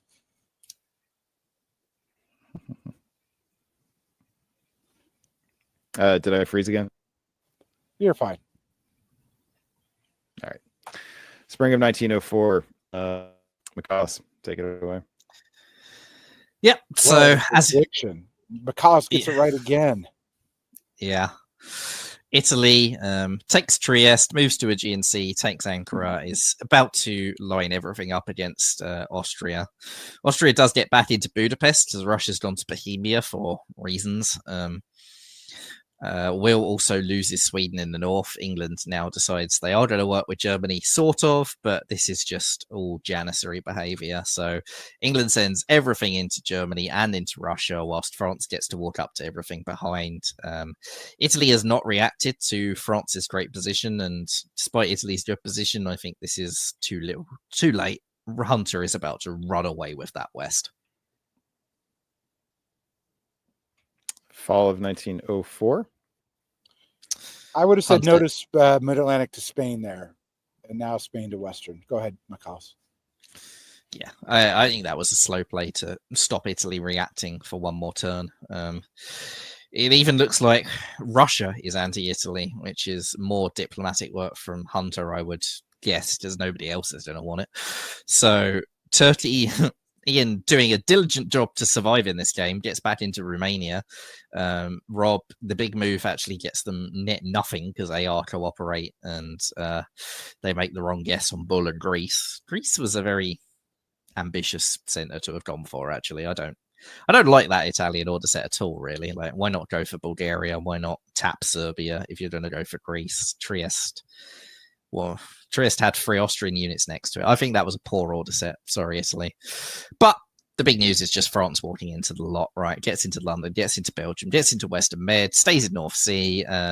Germany is going down from Holland. England is... actually, England's building, which is kind of funny, but...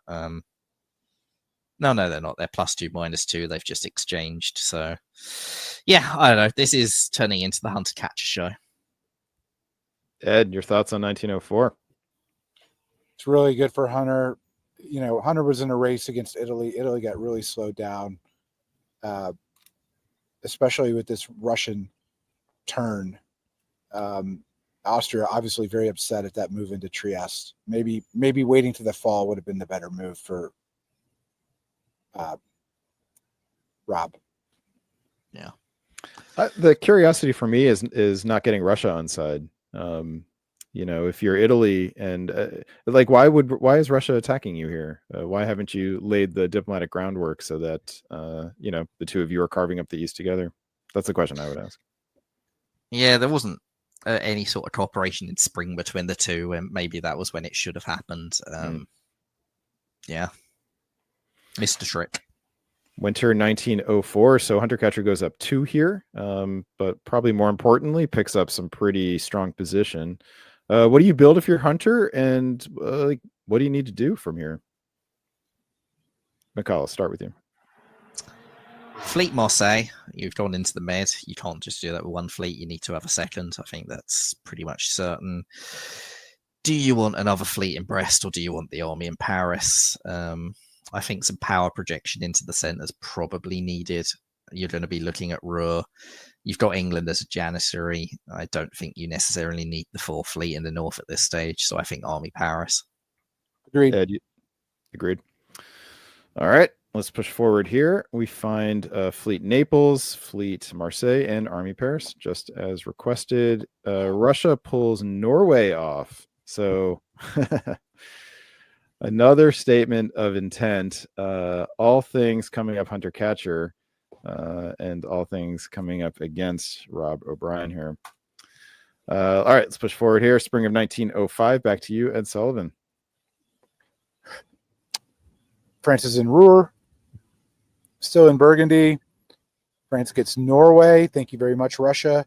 Strangely enough, North Atlantic doesn't go to Mid Atlantic. I would have assumed that would have happened because the Italian fleets are going back, but no harm, no foul, because Western Med to Tunis bounces the entire 4 Congo line of Italy here. Marseille to Lyon. France trying to put a little pressure with the Piedmont move. Italy trying to put a little pressure on France with the Piedmont move. And everyone else is lining up against Italy, right? Like, Serbia is going to Bulgaria here. I suspect that Ian, Russia, and Austria and Turkey will work now against Rob in Italy. I have to say, McAuliffe is right on the whole hunter-catcher show. It is there, but I do note that all these Russian units are going to be at the line. Are they, Russia's going to maybe have some say if this is just anti-German, or are they going to help Hunter? I don't know. I mean, Russia's going to take a dot, maybe 2 dots in Germany, depending on whether they get Munich as well as Berlin. It's not particularly likely they can get both. They're going to lose Norway and St. Petersburg. Finland will just walk into St. Petersburg, right? So I don't know how much say Russia really has. But the big thing for Hunter here is that Italy no longer has dots they can take. And therefore, Italy is kind of pinned at 7. if you're going up to 11, 12, 13, and Italy is in second place, is still on 7 centers, this is how Hunter gets the delta that wins in the tournament. And this is still early enough in the game to do that. Hunter just foot to the floor, take the lot, and Randy, by the looks of things, is mostly helping. Like, there's a bounce in North Sea, so Randy is not playing to allow Hunter to kill him. It looks like he's sort of playing to make us survive, get some sort of tournament placing, because we know Randy's only got 1 score, and any placing will get him higher up the order, but won't win him the tournament. Fall of 1905. So I'm just looking at France and all things here. Correctly covers Marseille, opens it up for a build, gets into Tyrrhenian Sea. That's great. Gets into Holland, pushes Randy through to Kiel, still is in Norway after a bounce with England. And importantly, Russia takes all those sort of units off the line to a Congo line down south. So this is a matter of how much will Hunter win by. The board has determined that Hunter will win. So can he win the tournament? I don't know how many. I don't know what the delta needs to be, but it's timed round. We don't know when. We know the other game ended after 1906. It's going to be getting towards that delta. Like, nobody else has really had a delta. Aurora won by 1 center in both of their games. So, yes, Hunter's got a second place. To make up the 1,000 points, you're looking probably 4. And then 1 more after that, 5 should be enough, I think, to make the overtake. Yeah, the bonus that Aurora has is 600 points, and Hunter had a 200-point bonus coming in, so that's 1,400 points. He needs 4. to make up. So 5. 5, yeah. Yep, you're right. Yeah, this bounce in St. Petersburg, a little surprise there. Probably a miscommunication between the two. What incentive could Hunter have for bouncing Randy out of there?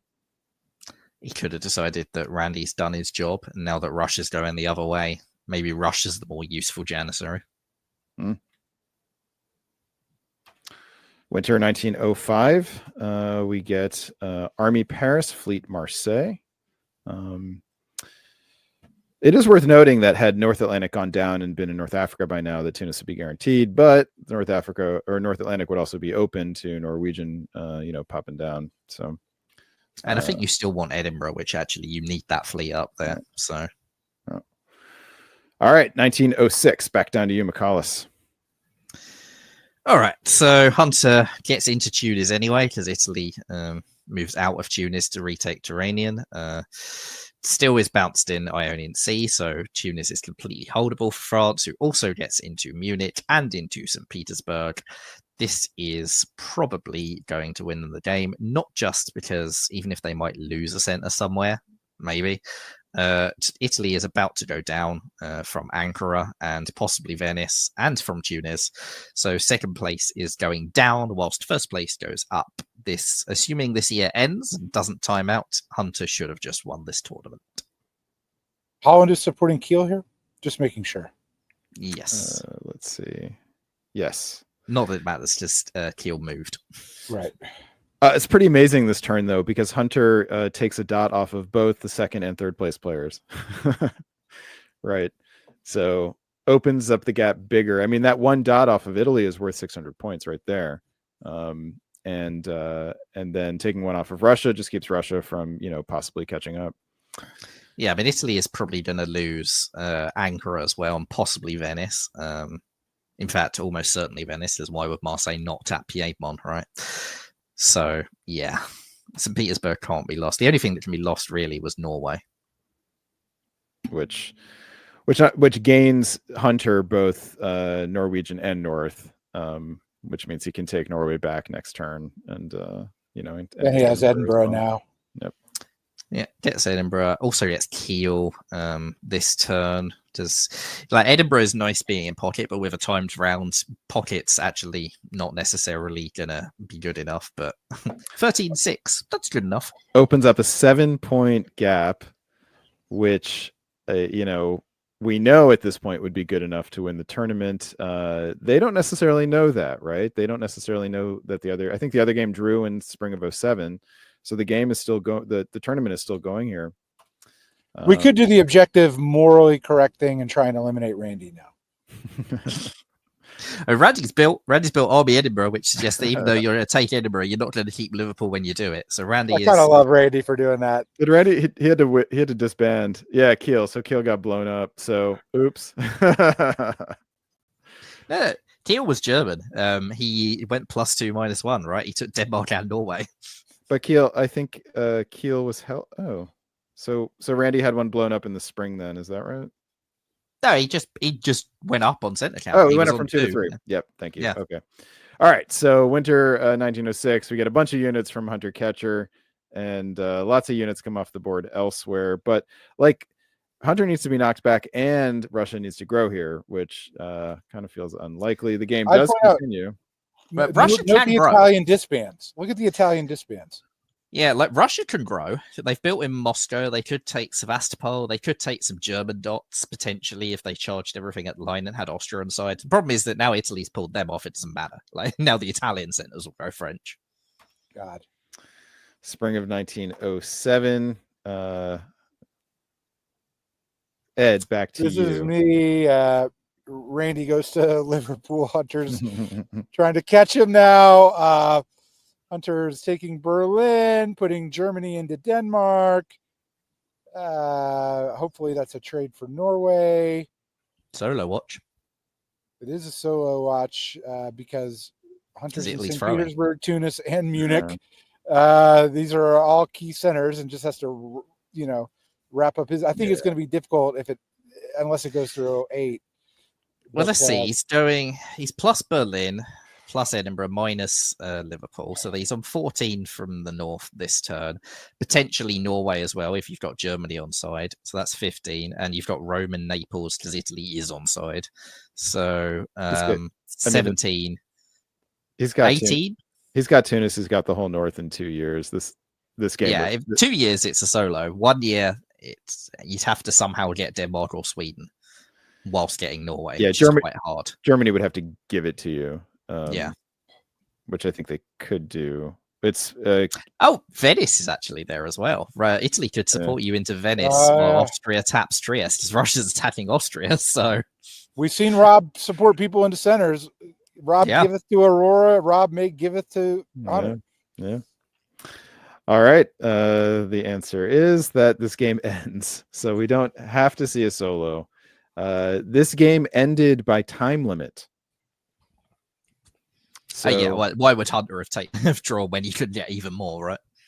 This game ended by time limit. Well, he might have known that he won the tournament because the other game did draw, by the way. It was not ended by time limit, but this game was ended by time limit. So there was not much more time to go. And, had it ended a year earlier, then Aurora would have won. But with this ending, Hunter Catcher is the winner of this tournament. Here are the final scores. Hunter wins it by 700 points, so that's 3 centers. Had he had 3 centers less, Aurora would have won. Aurora finishes in second place, Caden finishes in third place, and Jason finishes in fourth. I believe the rest of the standings are a little bit incorrect because some players got a bonus. No, Lucian finishes in 5th place, but other players finished ahead of Ian Rudnick here, thanks to players who had to sit out, not by choice, were given a 4,000 point bonus, and that affected the standings going down. But Hunter and Aurora, what's that? Jason Massbom is second. Does he sat out around? No, because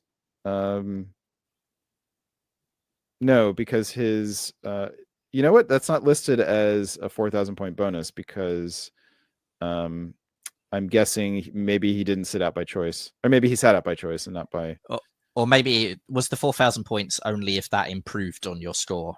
So it was 4,000 but that's your drop round. That's probably right. Yes, no, that makes sense. That is also the case, but in the standings that I was given, he wasn't listed as having the 4,000 points in the round 2, which is the one that he didn't play in. Anyway, It's irrelevant. Hunter and Aurora, I think, are the story of this tournament, though. Aurora is the only player who topped both boards, which in Carnage is usually good enough, but not in Karnic scoring. So Hunter wins this tournament. So I want to hear what your guys' thoughts on both Aurora and Hunter's play here. Ed, we'll start with you. I like having the last word, not the first word, because McCallus, McCallus is always going to have a better word. McCallus, we'll start with you. Well, Aurora played two absolutely outstanding games there at the end to make their way up to that score. And I don't think in either game could have got more of a gap. So I think Aurora capped their score. I don't think there's sort of any reason to look back and go, oh, what could have been? I think that from Aurora's perspective, as a player that I'm not really familiar with, this was really impressive and a really good tournament. And I think they matched their score. I think that they should come out of this and go second place. Yeah, it wasn't enough to win the tournament, but I played great and I should be proud of that. I don't think there should be any regrets. Hunter only played 2 games, had a pretty solid first round, and then just absolutely dominated that final game in a tournament winning manner. And Rob was sort of the only person contending, and Rob diplomatically didn't make things happen in their favor. Whatever happened to get Russia to flip on Rob was the key thing in that game, which was partially Rob didn't do enough job diplomatically. I'm almost certain Hunter did, and that Hunter was a key driver in Russia making those moves, and therefore Hunter won a diplomacy tournament via diplomacy, which is how it's done. So well done. And the last word goes to Ed Sullivan by request. Sure. This was a really fun tournament to watch, and I'm glad that the Boston Massacre pulls in a lot of players that I don't have a lot of familiarity with. I'm lucky to have played with Caden. I'm really happy for his third place at a tournament.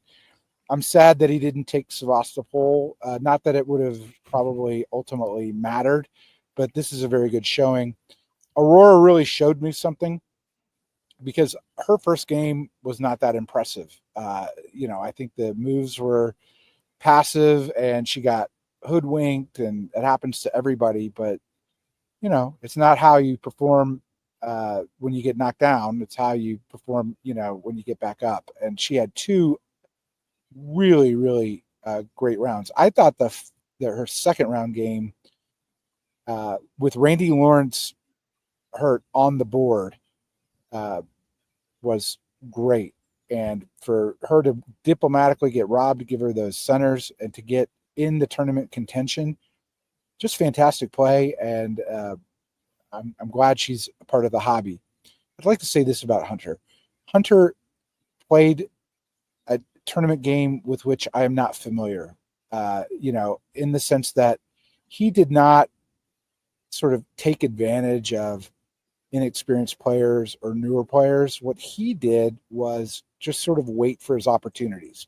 Those opportunities did not arise when he was Germany in that game where he got sort of stuck on the line, but managed a second place and got a draw out of it.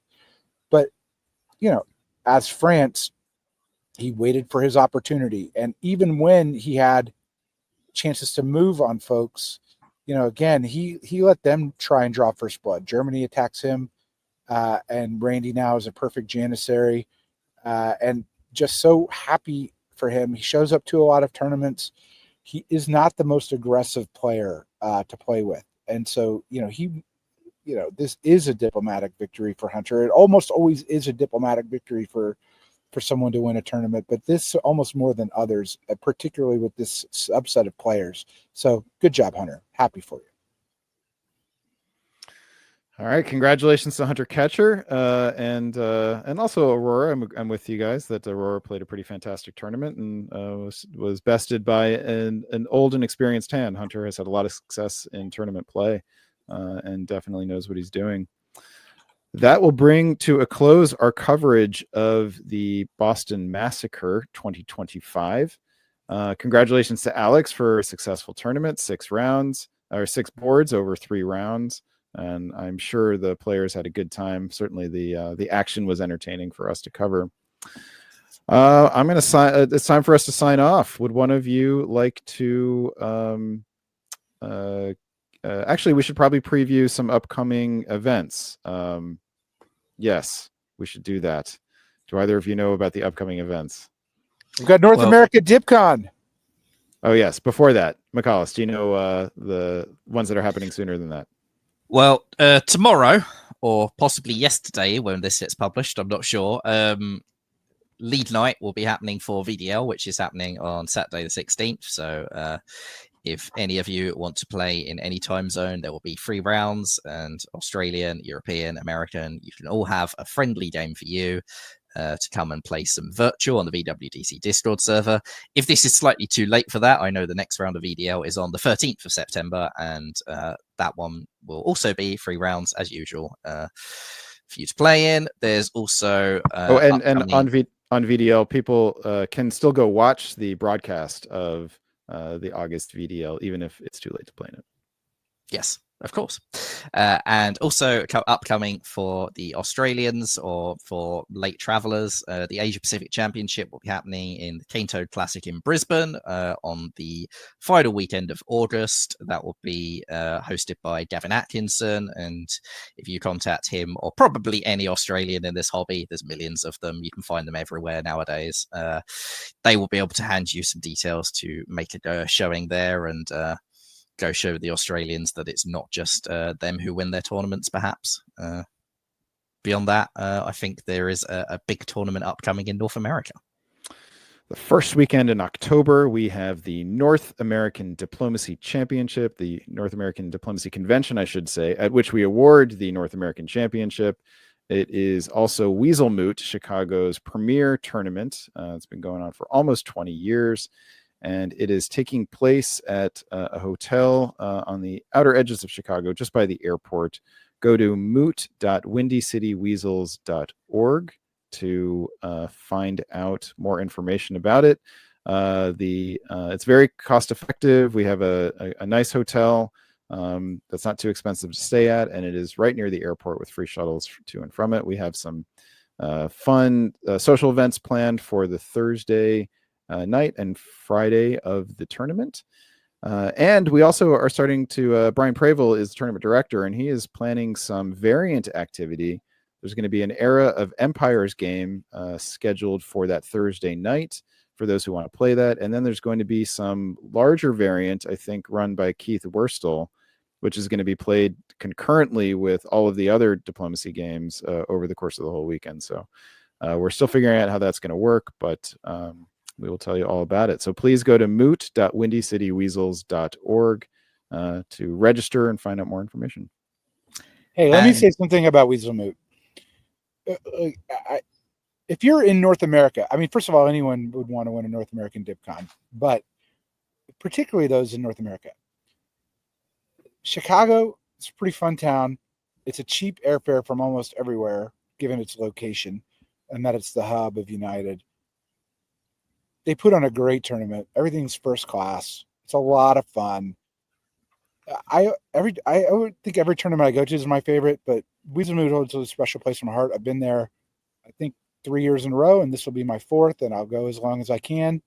So I'm pushing it, not just because Brandon is, part of that, but I think it's important for the hobby, but also like it's a good gateway drug for people because most people can make it, not feel like they're losing money, and have a fun time with a lot of good players. Thanks, man. And we are also we're going to have a hobby meeting as well. So the North American hobby is going to have a real convention here where we vote on things like I think there's a new charter or some revisions to the charter being proposed this year, and that sort of stuff. So this is meant to be a gathering spot for the whole North American hobby at which a diplomacy tournament will be played and a champion will be crowned. I should also, as a European, plug some European events, I suppose. So coming up on the 6th of September, the Swiss Diplomacy Championship will be happening in Switzerland, shockingly. Christoph Borjat is running that. But all things European, just contact Jelta Kuiper because he sort of runs everything in the European hobby, whether he accepts that or not.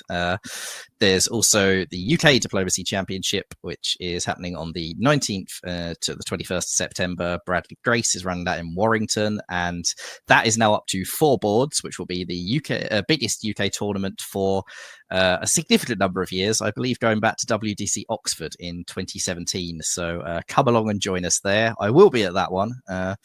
And of course, shortly after that, we have the Heckstetten Open in Dresden, run by DBN's own Robert Schupper, and the EDC happening in Leiden in the Netherlands from the 7th to the 9th of November. And that one is being run by Jelta himself and by Michael Blom. So contact any of them for details and come along. EDC, I believe, today hit 8 boards of registered players.